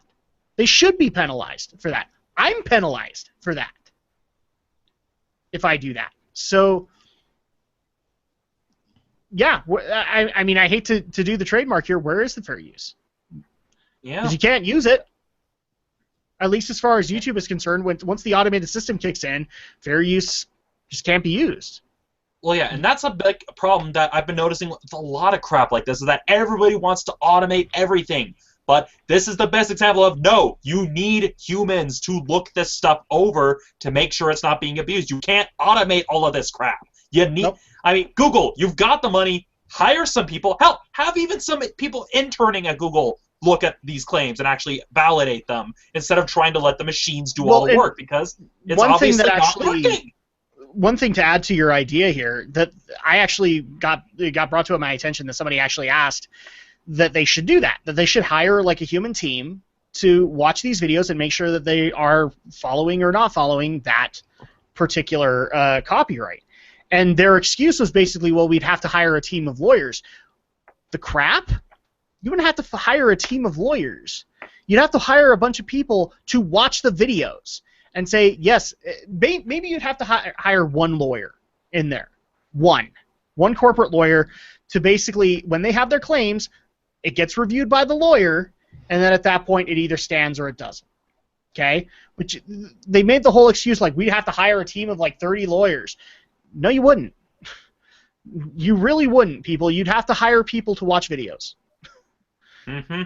And plus, the burden of proof is on the people asserting the copyright claim in the first place of whether or not it doesn't count for fair use. That is specifically what is stated in the ruling from Lens versus Universal, that the company has to put fair use into consideration before issuing a copyright claim or a copyright strike. It is literally on them to basically argue that what they're flagging does not qualify. That's the big thing. That is from a judge handing down a sentence. So it's not like, oh, it's just a weird interpretation. No, that was the judge's ruling. It's on the company asserting the copyright claim. They're the ones who have to argue that it doesn't count as fair use. Yep, and in some cases, these companies don't do that. They wait 30 days. They either reply or they don't, and nothing ever happens to them. Like, not even a slap on the wrist, people. Nothing happens to them. They can just continue to have this bad behavior. And frankly, if they don't like our bad behavior, like let's just look at this from any other perspective. If they didn't like our bad behavior for quote stealing their stuff, what if we don't like their bad behavior for constantly claiming our stuff? Are you telling me we don't have a single right on this matter? Of course we do. Yeah, and the worst thing is that you also oftentimes have companies impersonating these larger companies and issuing copyright strikes. I know people who've used Kevin MacLeod's music have been hounded by this media group that claims to own the rights to Kevin MacLeod's music, that Kevin MacLeod, even on his website, if you use any of his royalty-free, might I add, music, he actually has something that you can write in your appeal saying, hey, this is royalty-free music through this license, and basically it's literally a statement from Kevin MacLeod himself saying, hey, this music that this person's using is royalty-free per this Creative Commons license. This media company has no authority. Not only made up ones, but you actually have companies paying these smaller companies to just do that. Like, that's their revenue, people, is that they keep on reasserting copyright claims. That's ridiculous to me.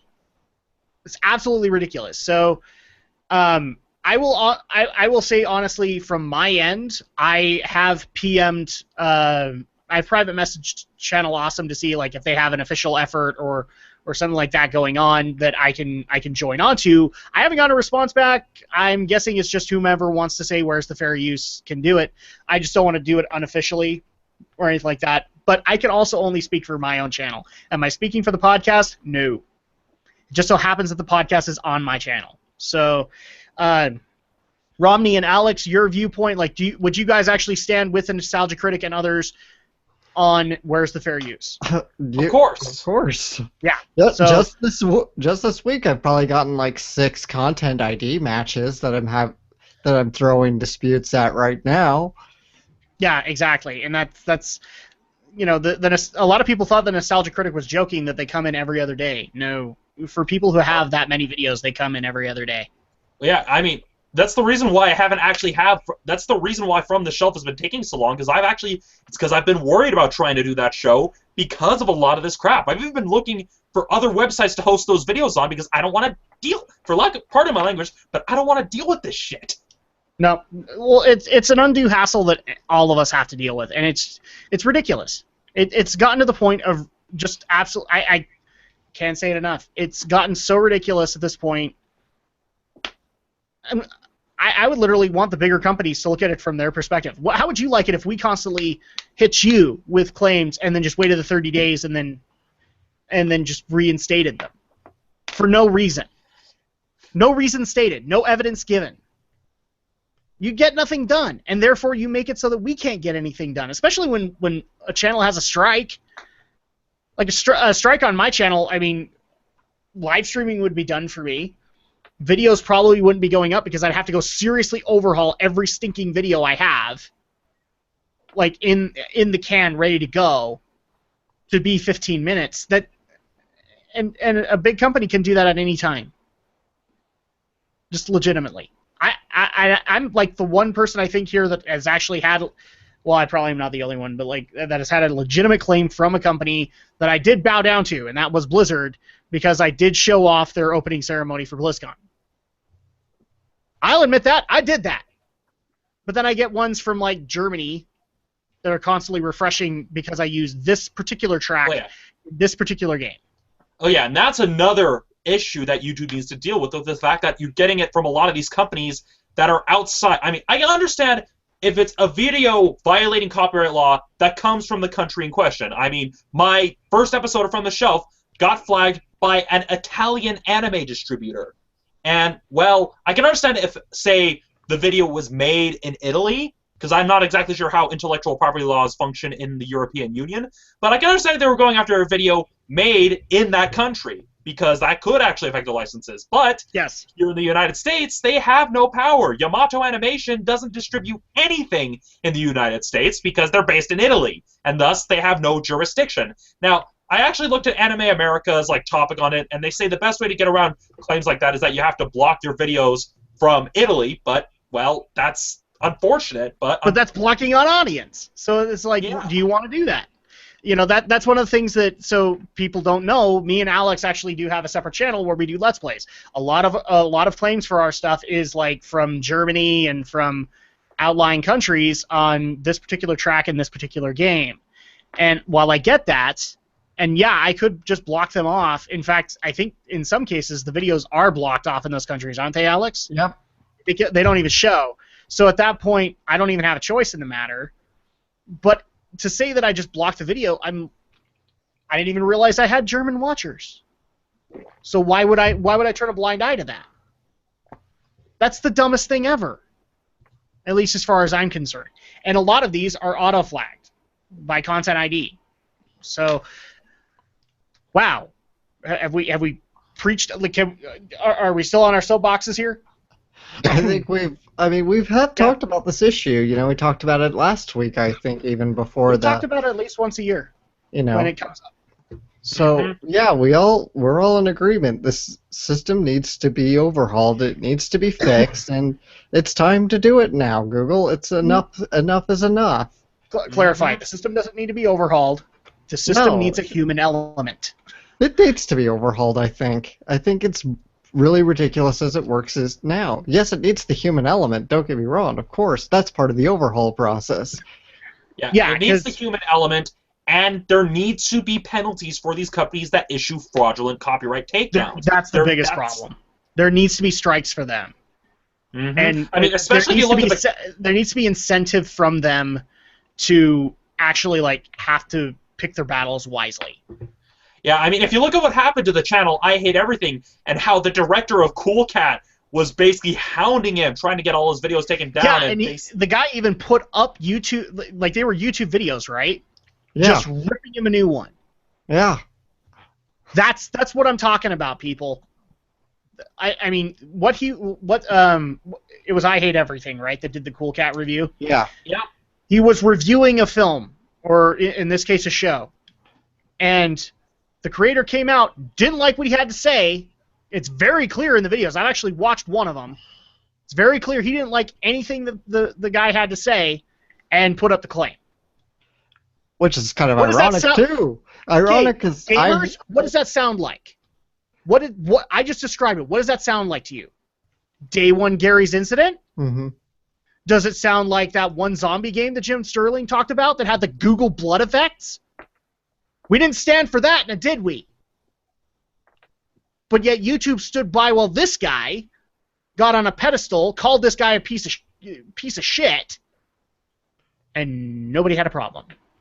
I wouldn't say nobody had a problem. People stood behind I Hate Everything. YouTube still hasn't responded back to this guy. Yeah, YouTube. But in terms of the community and I Hate Everything's followers, I actually just subscribe to him. I do find him pretty entertaining. And yeah, but you know, his community, at least the community has rallied behind him, certainly. But yeah, you're right. YouTube, the corporate entity of YouTube and Google, have been mum on everything and just dragging their feet on this. That's the other problem of this whole equation, is that YouTube can't be silent anymore. Like Google needs to step out and actually. And here's the thing: I get it from Google's perspective. Companies, as soon as you start penalizing them in your system, that's when you get the call from the 20 lawyers. And we're going to sue you because how dare you impose that upon us when we have this legitimate copyright. But at the same time, when companies are legitimately abusing their rights on this, sometimes you do need that slap on the wrist. Mm-hmm. And you want to know what that slap on the wrist might actually be for some of those companies? We strangely stop covering their products, and therefore they don't get the advertising power on YouTube that they once had. Yeah, maybe they get their AdSense disabled for a day or a week or a month or a year or however long it might take. Hell, a copyright strike for any of us takes, what, 6 months to resolve if you don't get any more strikes. Well, you know what? Not only that, but let's take this from a theoretical standpoint. Warner Brothers has an upcoming movie on March 25th that is coming out. What if they're... Because not only would you have the Google repercussions from it, but what if you had a community backlash from it? Nobody reviewed Batman v Superman. There was no publicity for it on YouTube whatsoever. How would people know the movie came out, people? Aside from they actually saw the poster. That hurts. And I know that the companies won't acknowledge that, but that hurts eventually. Nintendo's the biggest culprit of this. Tons of YouTubers literally advertise their products. What if they were to just stop? That would hurt Nintendo, at least in this market. Mm-hmm. Look at what happened to the Wii U. That's what has been hurting them. Yeah. I mean, like, the best example here is we have a Pokemon game ready to come out. What if all the dedicated Pokemon YouTubers just decided they're not going to cover it? That would hurt. That would hurt their advertising dollars. They're not willing to admit it, but it does. So, all right, should we stop beating this dead horse? All right, we can move on. Yeah, there's not much else we can really add to it. It's ridiculous. It needs to change, and it's either Google needs to change the system or YouTubers are going to start going elsewhere. I mean, I know a lot of people have started uploading to Zipcast. You've got some people going over to Screenwave, and so it's kind of the case of if they don't fix it, people are going to start leaving. They will go. Content creators will go elsewhere, and then in turn, the fans will go elsewhere. And so that's the big thing, because if this continues, well, what if, say, Markiplier or PewDiePie stopped using YouTube for that reason? Granted, they have contracts with YouTube Red, but that just for the sake of example, what if PewDiePie, the #1 YouTube channel, decided to say, I don't like this, I'm jumping ship to another site? Yeah, what if PewDiePie's channel went black? Or went dark? That would hurt. The other thing that came to my mind is, well, the Nostalgia Critic already did this because they went over to Blip. It's happened before. And, you know, it's just the sad thing that Blip doesn't exist anymore, but you really think that would be the greatest thing for a service like Screenwave, where a bunch of content creators just immediately go over to it. And it has good advertising value. I mean, Twitch, for crying out loud. I don't know how many times I've been told, you know, I should be live streaming on Twitch. It's not that I don't want to. It's that it's more cumbersome than you might think. But I've considered it because their advertising or their AdSense policy is better than Google, at least to me. So, all right, I better get off of this. Otherwise, I'm going to get off. Our blood pressures have already gone high enough. So, time for we're all in agreement that this is bullshit and it needs to be addressed. That's pretty much all we can really say at this point. All I have to say leading into the next story is, Beijing, Mr. Alex. Mr. Alex, you have a telephone call waiting for you. To tell you the truth, I'm really surprised you put this in the agenda tonight. Because I had a legitimate what the crap moment. I think we'd covered this as maybe a rumor that this was happening. And no, it's a thing. There's going to be a second Pee-wee movie, people. Technically, it's more like a third or a fourth movie at this point. Yes. But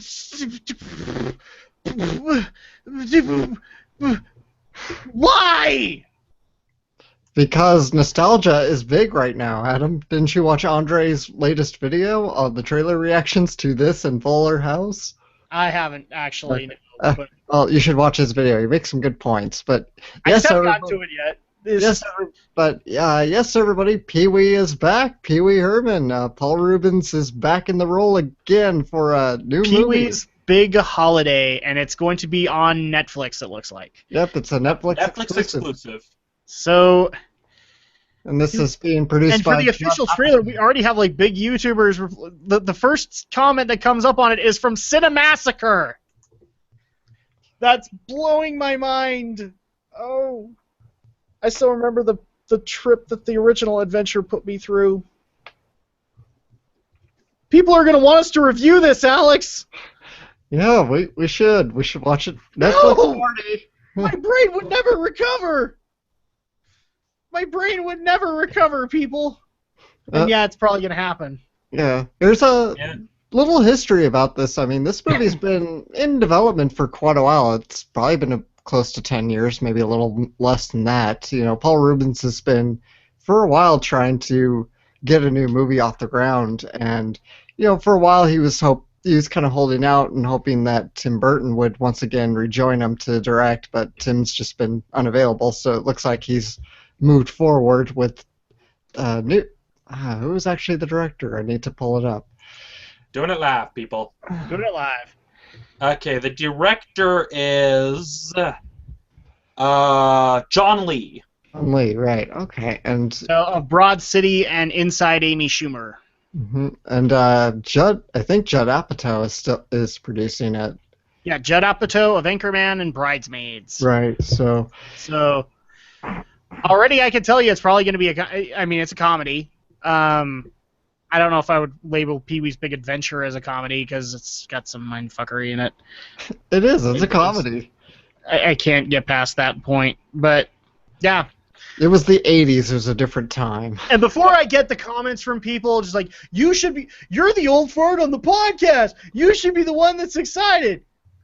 I came in on the latter end of Pee-wee, and yeah, I never attached. Truth be told, all I've ever really watched out of Pee-wee was Pee-wee's Big Adventure. It's one of my favorite movies growing up, and yeah, I love that movie so much. I only watched it because like it was conveniently put on at a friend's house, and then I was never the same again. Calling it out, the big Guillermo del Toro Hideo Kojima collaboration is Pee-wee Herman. Damn it! No! No! No! Can we say that with bringing back Lawrence Fishburne? No! Paul Rubens is like 62 years old, but he still looks like he hasn't aged a day since the 1980s when he did these. It's like, oh my God, he looks just as young as ever. Either he just has aged very gracefully, or they have some really good makeup or some really good CGI on him. Well, if they're able to make Johnny Depp look like Donald Trump, anything's possible. Are you telling me there's a Donald Trump biopic that Johnny Depp played him? Haven't you seen the Funny or Die video? It's literally like a 50-minute sketch that's basically like a fake movie adaptation of Trump's book, The Art of the Deal, and it's Johnny Depp playing... You need to watch it this weekend, because they're actually saying, hey, watch it this weekend, because we're going to take it down soon. And I'm worried now. I don't know if I could do it. I don't know if I could deal with it. Well, trust me, it's one of those things that it needs to be seen to be believed, because it's how you can see that Johnny Depp is able to channel Trump perfectly to the point that it's scary. But all I can say is you have to see it for yourself. There's nothing I can say about that. I have to do this now. I have to actually see it because it's 50 minutes long, so you're not going to be able to do it live. No, not that. I actually want to podcast. see him. I want to see how he looks as Trump. I'm doing it live, people. Oh my gosh! Oh! Ow! Ow! Yeah, it's basically, it could have been a feature film in of itself. It's 50 minutes long. So, to get back to the main point, if they're able to make Johnny Depp look like Donald Trump, well, makeup can do a lot of things. Indeed it can. Makeup is amazing. So, I have a feeling you already have your answer. At least two of us, or at least two of the panel, are going to be watching Pee-wee's Big Holiday. Probably not. I've never actually seen anything attached to Pee-wee's to Pee-wee's Playhouse at all because, well, I was born in '92, so I think it was already off the air by that point, or if it was still on the air, wasn't on any of the channels that I watched. I actually wasn't talking about you. I was talking about how Alex is going to make me watch it against my will. Yeah. Oh, yeah, that's right. And you're going to cheer for this, damn it, Rummy! You know what? I would pay to see the Hideo Kojima, Guillermo del Toro collaboration on a Pee-wee's Playhouse sort of thing. I want to see that. I want to see the level of mind effort we could get, and even throw in some Hideaki Anno stuff as well. Oh my god! I'm reaching out to Aldo in the ether. This is the episode that blew my mind. Yeah, basically, take the mindfuck dial, crank it up to 11. Yeah. We need to move on here because it's going to be nothing but me panicking. I guess the other question that I have here for this is, so, Alex, you're saying that you want to see this. You don't have a Netflix account. Does this mean you would actually get Netflix for this? I thought you were gonna sign. I thought you were gonna sign me into yours. I'm saying if you had the option, if all of a sudden they send an advertisement to you and said you get free 30 days, just in time to enjoy Pee-wee's Big Holiday, would you do it? All right. If I get a free trial and just in time for its release, then sure. Yeah. Okay. There we go, people. So okay. We need to move on here. You guys have already broken my brain. You've broken my brain because of Guillermo del Toro, Hideo Kojima making a Pee-wee's next big movie, which is appropriate because, well, DC broke my brain earlier this week. Actually, not really.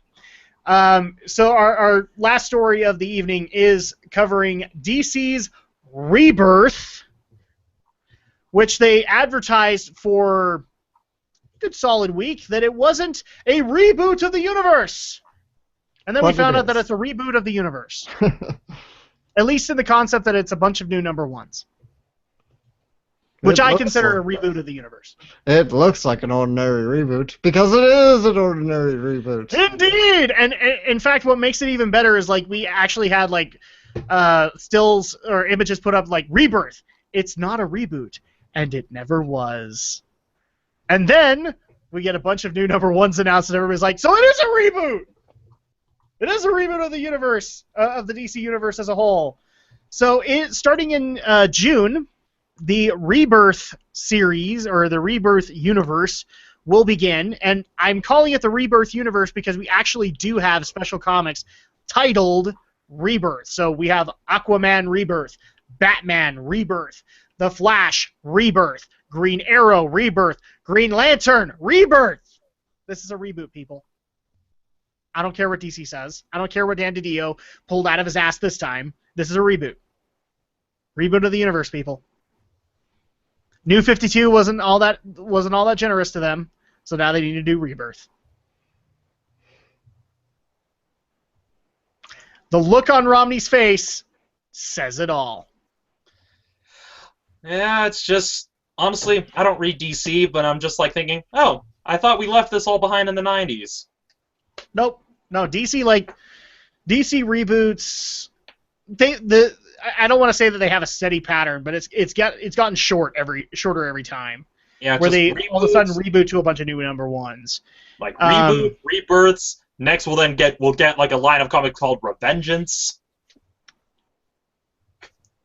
I'd buy the number ones for that, just because I want to see Revengeance in all of the various fonts. Yeah. And then also, obviously, this is kind of one of those stories where I wish we had Aldo, because Alex is not the biggest comic fan, and so frankly, he can't really add a whole lot to this. Mm-hmm. But at the same time, we could not talk about this. This is the stupidest concept that DC keeps on doing that never works out to the satisfaction that they want. And yet they're going to do it again. And from what I understand, there are some active stories going on right now that are not going to be finished. So again, we're having the whole New 52 issue where there were plot lines that weren't finished in those books, except now they're not continuity anymore. And the part that just gets me every time is DC kept on saying It's not a reboot. It never was. It's not a reboot. Rebirth is not a reboot. It's not. Rebirth is not a reboot. I don't know why I'm getting into the Batman voice, but I am. And they kept hammering it, and then all of a sudden we get new number ones. It's a reboot. No. It's not. It's not. People, look at the pretty bunny. Look at the pretty bunny. Look at the pretty bunny. It's not a reboot. Yes, it is.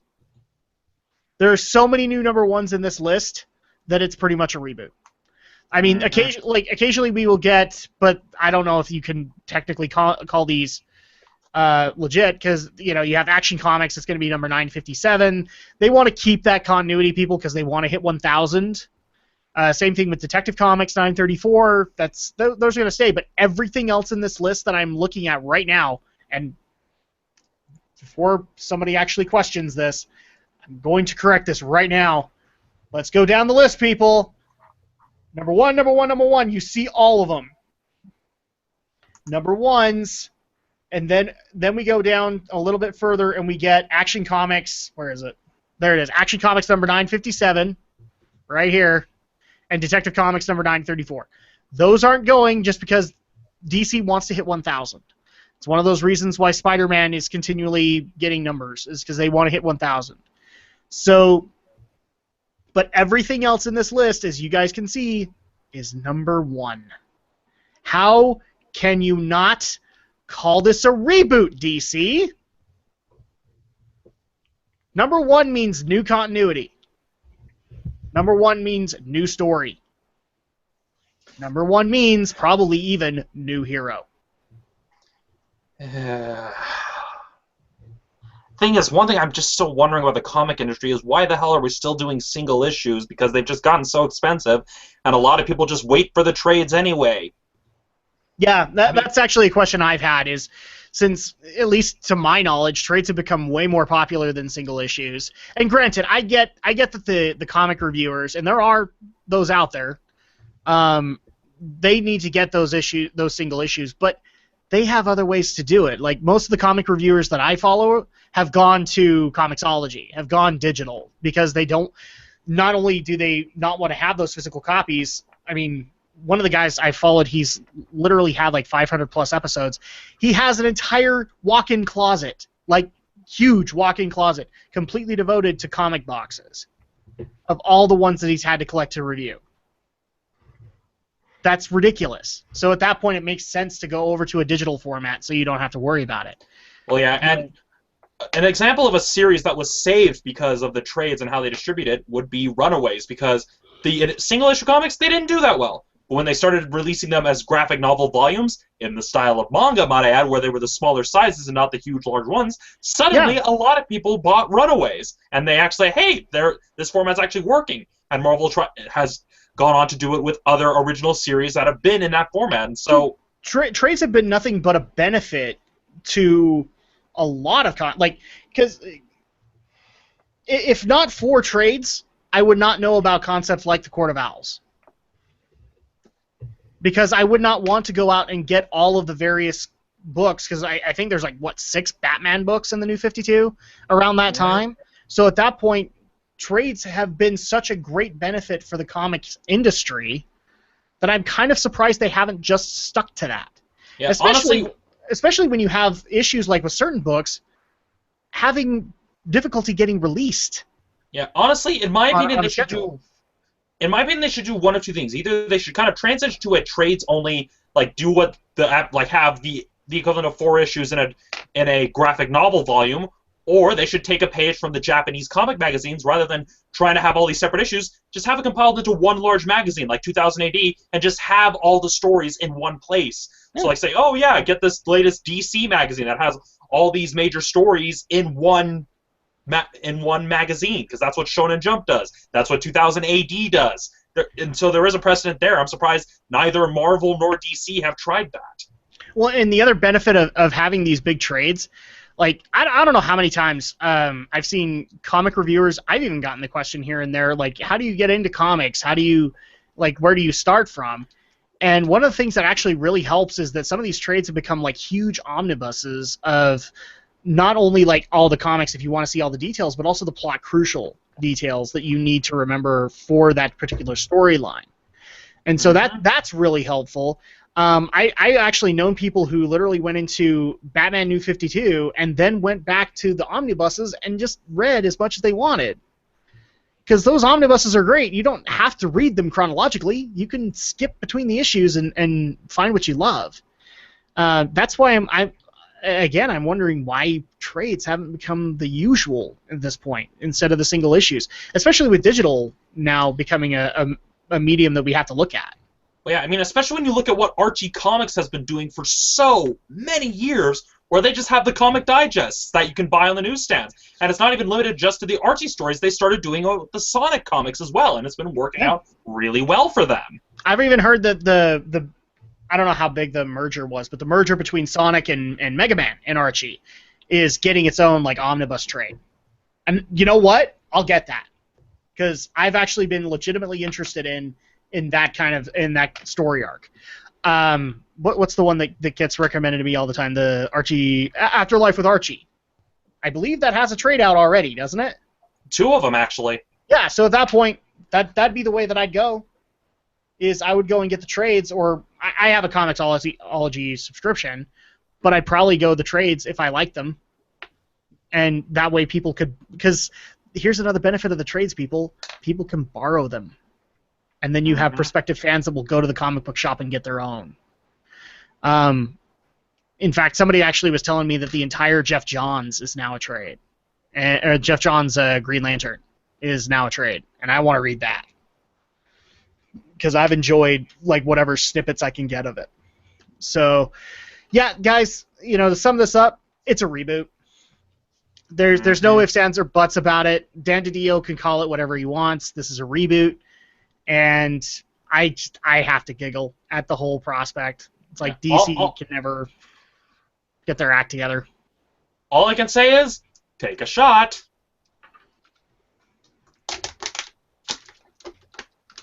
Wow, Alex even joined in, and he doesn't give a crap about this story. Indeed.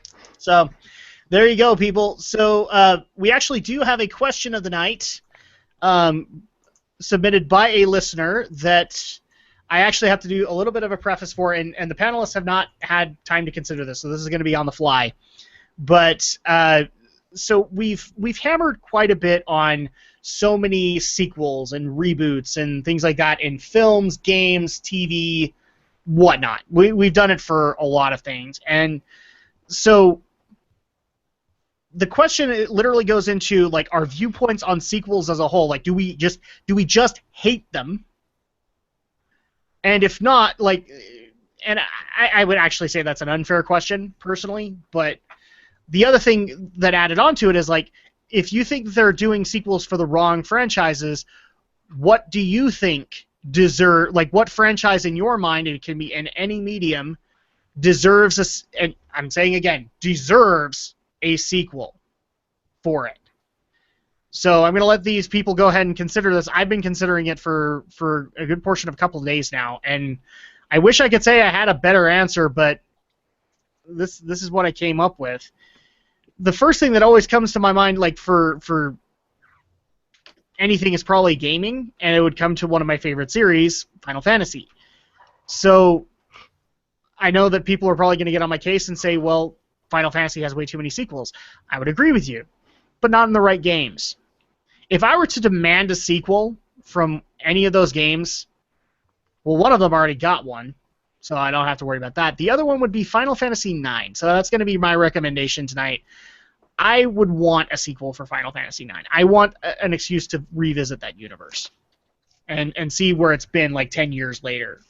See the kid of Zidane and Garnet. I'd have no problem with that concept, and that's literally like, after considering this for most of it, that's the first thing that came to my mind that I want.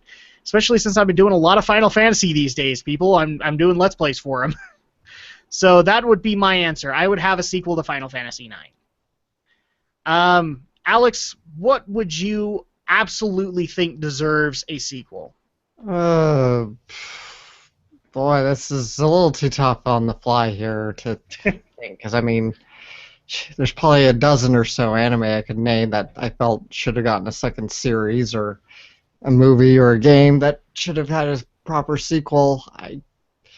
Yeah, I really can't name anything off the top of my head like this. Yeah, I've We drawn may a blank. we may carry this question over because I also want to get Aldo's answer on this. And if we can actually get Brenton to come on and do that, I would actually like to hear his opinion on it too. But just like you said, you came up with a dozen. Just give a couple of those names, like that you think would deserve like a sequel series or a movie or something like that. I always Fruits Basket always deserved to be continued on because it just kind of leaves off on the Well, by that you mean the anime needs to be yes, continued. the anime, because the manga did continue and the manga finished. But certainly something like Fruits Basket. More recently, and this is still kind of in the huge maybe category, but from last year there was Yona of the last year, technically the year before even, because it carried over, but there was Yona of the Dawn, which I felt was a really wonderful high concept fantasy series that absolutely needs to be told more. In fairness, the manga is also still ongoing, but that's just a series that really needs to continue now. And that's the series I want to see an actual sequel for, but it's still a huge maybe if it will happen. Maybe, maybe not. It's too early to say. Okay. Romney, I see you looking around your office. And so I know that you've got something at least. Sort of, but Uh-oh. see, I'm one of those people that doesn't really, I mean, it's not that I hate sequels, I'm just tired of people making sequels for the wrong reasons. I mean, some franchises it works, like Back to the Future is one of the few examples of films that had unplanned sequels that were actually entertaining, that were actually good, that actually kept to the same spirit of the first film. But I'm of the opinion that really a good story needs to have that beginning, middle, and end, and then that should be it. It shouldn't be like setting up desperately for a sequel like so many films that I have seen just in this last year alone. And so, in regards to anything that deserves a sequel, there's only one thing that comes to my mind, but even then, it's very much of an example that I don't really consider because, well, it's just tough to say, but that would be Rhythm Thief because of how they ended that game, the story of that game, because that was supposed to be Sega's answer to the Professor Layton series, except instead of it being puzzle-based, it was music-based, which was a really unique idea, and they basically ended on a whole cliffhanger. So that's the only thing off the top of my head that I would absolutely demand a sequel would be to Rhythm Thief, because they literally left off on a cliffhanger story-wise of what they were leading up to. But the thing is, the whole idea of, oh, what franchises deserve a sequel, I think that kind of sends the wrong idea, because a lot of people, I mean, I'll be honest, one franchise that did not need sequel series, that we got anyway, that fans said they wanted but have not even been that good, is Dragon Ball. Because, I mean, I'm even one of those people that think the series should have ended after the end of the Cell Saga, because that provided a nice ending point to everything, where, okay, it's officially been handed off to Gohan. Goku is choosing to stay dead so that people won't attack the planet anymore. That would have been the nice, perfect ending. But then it continued. But then after Toriyama decided to stop, we got another one, GT. Then after that didn't turn out so well, we figured, oh, okay, we got Battle of the Gods. It'll be like a nice special, a nice little reunion thing. But then like, nope, we're going to do another series in the form of Super. And that's kind of the problem of people wanting sequels. I mean, if the original people want to come back and do a sequel, like we got with Back to the Future or Star Wars, that's fine if there's another story to tell. But that's the big thing, is that I'm of the opinion that the sequel should move the story forward.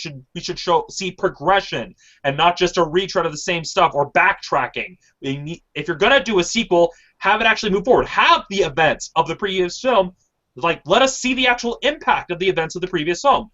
And that's one thing I kind of like about Furious 7 is because you actually do see that each film has had an impact on the characters across the entire series of films. And so I'm not one of those people that absolutely hate sequels. I'm just getting tired of people trying to do sequels for the sake of doing sequels and not actually moving the story forward or really thinking of how the characters would actually evolve, and are just either trying to recreate the same thing or are basically trying to change it into something that it's not. I mean, case in point, look at what they did to Highlander. I mean, Highlander, my God. I mean, the only good things about it have been the first movie, the television series, and in my opinion, Search for Vengeance.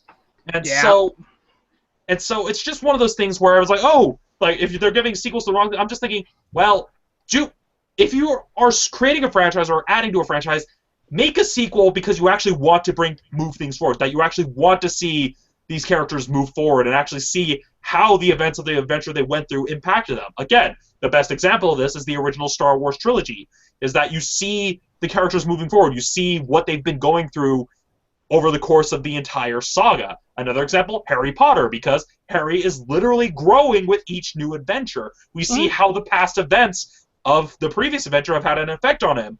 And sometimes it's like nice and happy, oh, I solved the mystery of the Sorcerer's Stone, or to other big milestones like the death of Sirius Black and how that affects him. And I mean, especially in Deathly Hallows, when you see him lose so much, you see how it affects him, and that's what a sequel should do. It should allow us to see the character grow and change because of all the past adventures. We should see how that's affected his life and the people around him.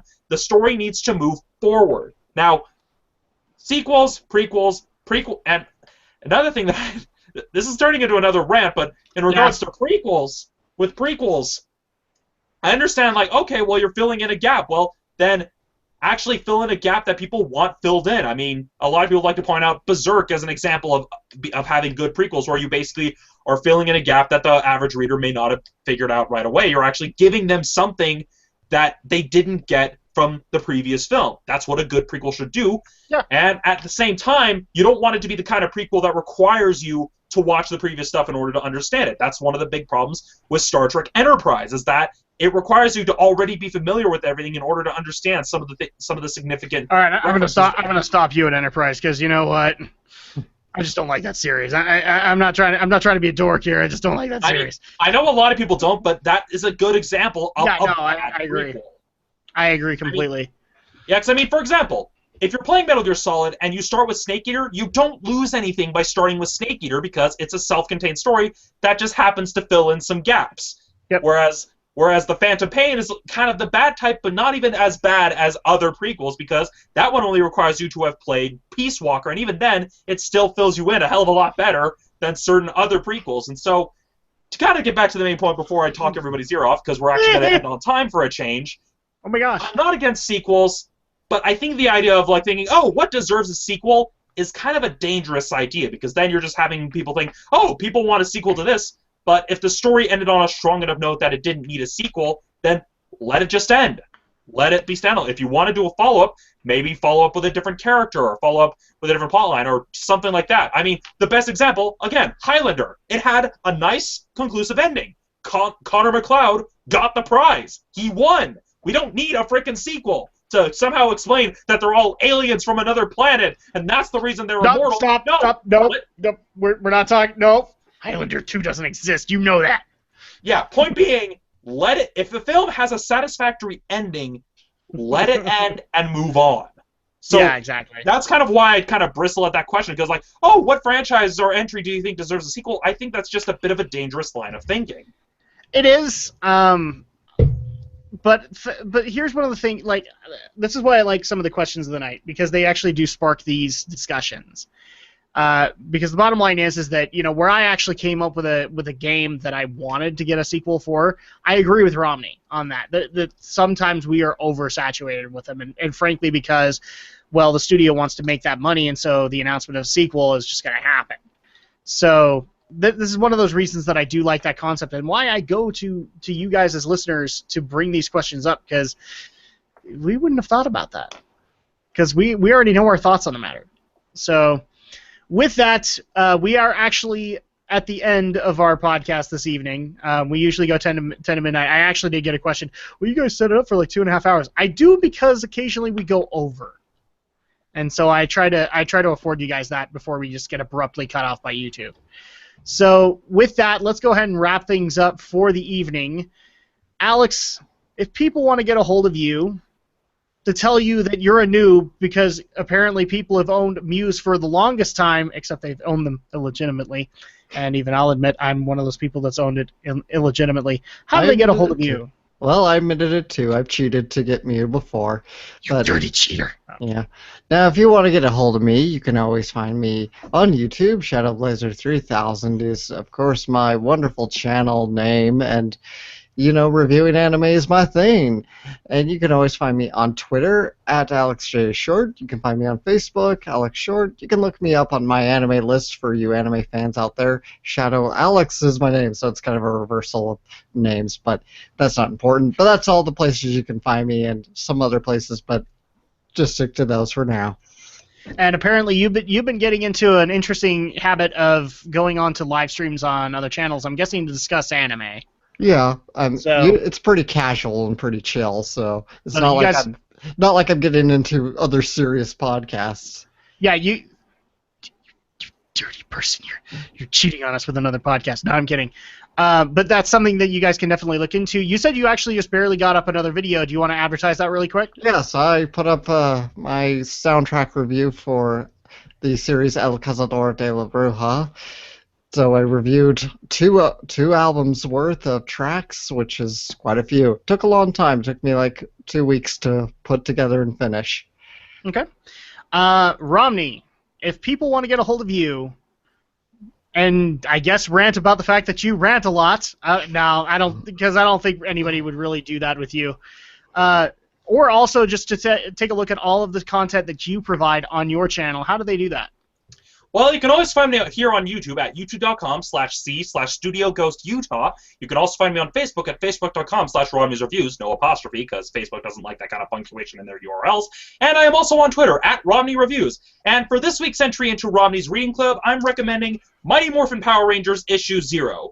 It gives you kind of a nice insight. It's basically taking the cast of the Mighty Morphin Season 1 and setting it more in a modern day setting where they have things like smartphones and, well, with the storyline we see in this particular issue, we're basically coming into the first day after Tommy has officially joined the team after being freed from mind control from Rita Repulsa.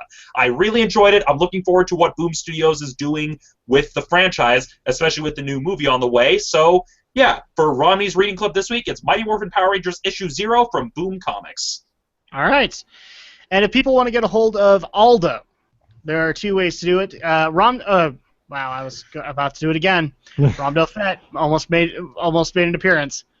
Aldo does another show on YouTube called Reviews versus the World. You guys can look into that, where he has done various anime reviews, and I think he's taken on a couple of other aspects with that. You can also visit his YouTube channel, Board Offline. Yeah, that's it, because the Twitter is the one that changed.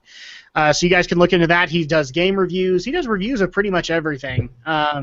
I wish we could say that Aldo was narrowed down, but he refuses to be narrowed down.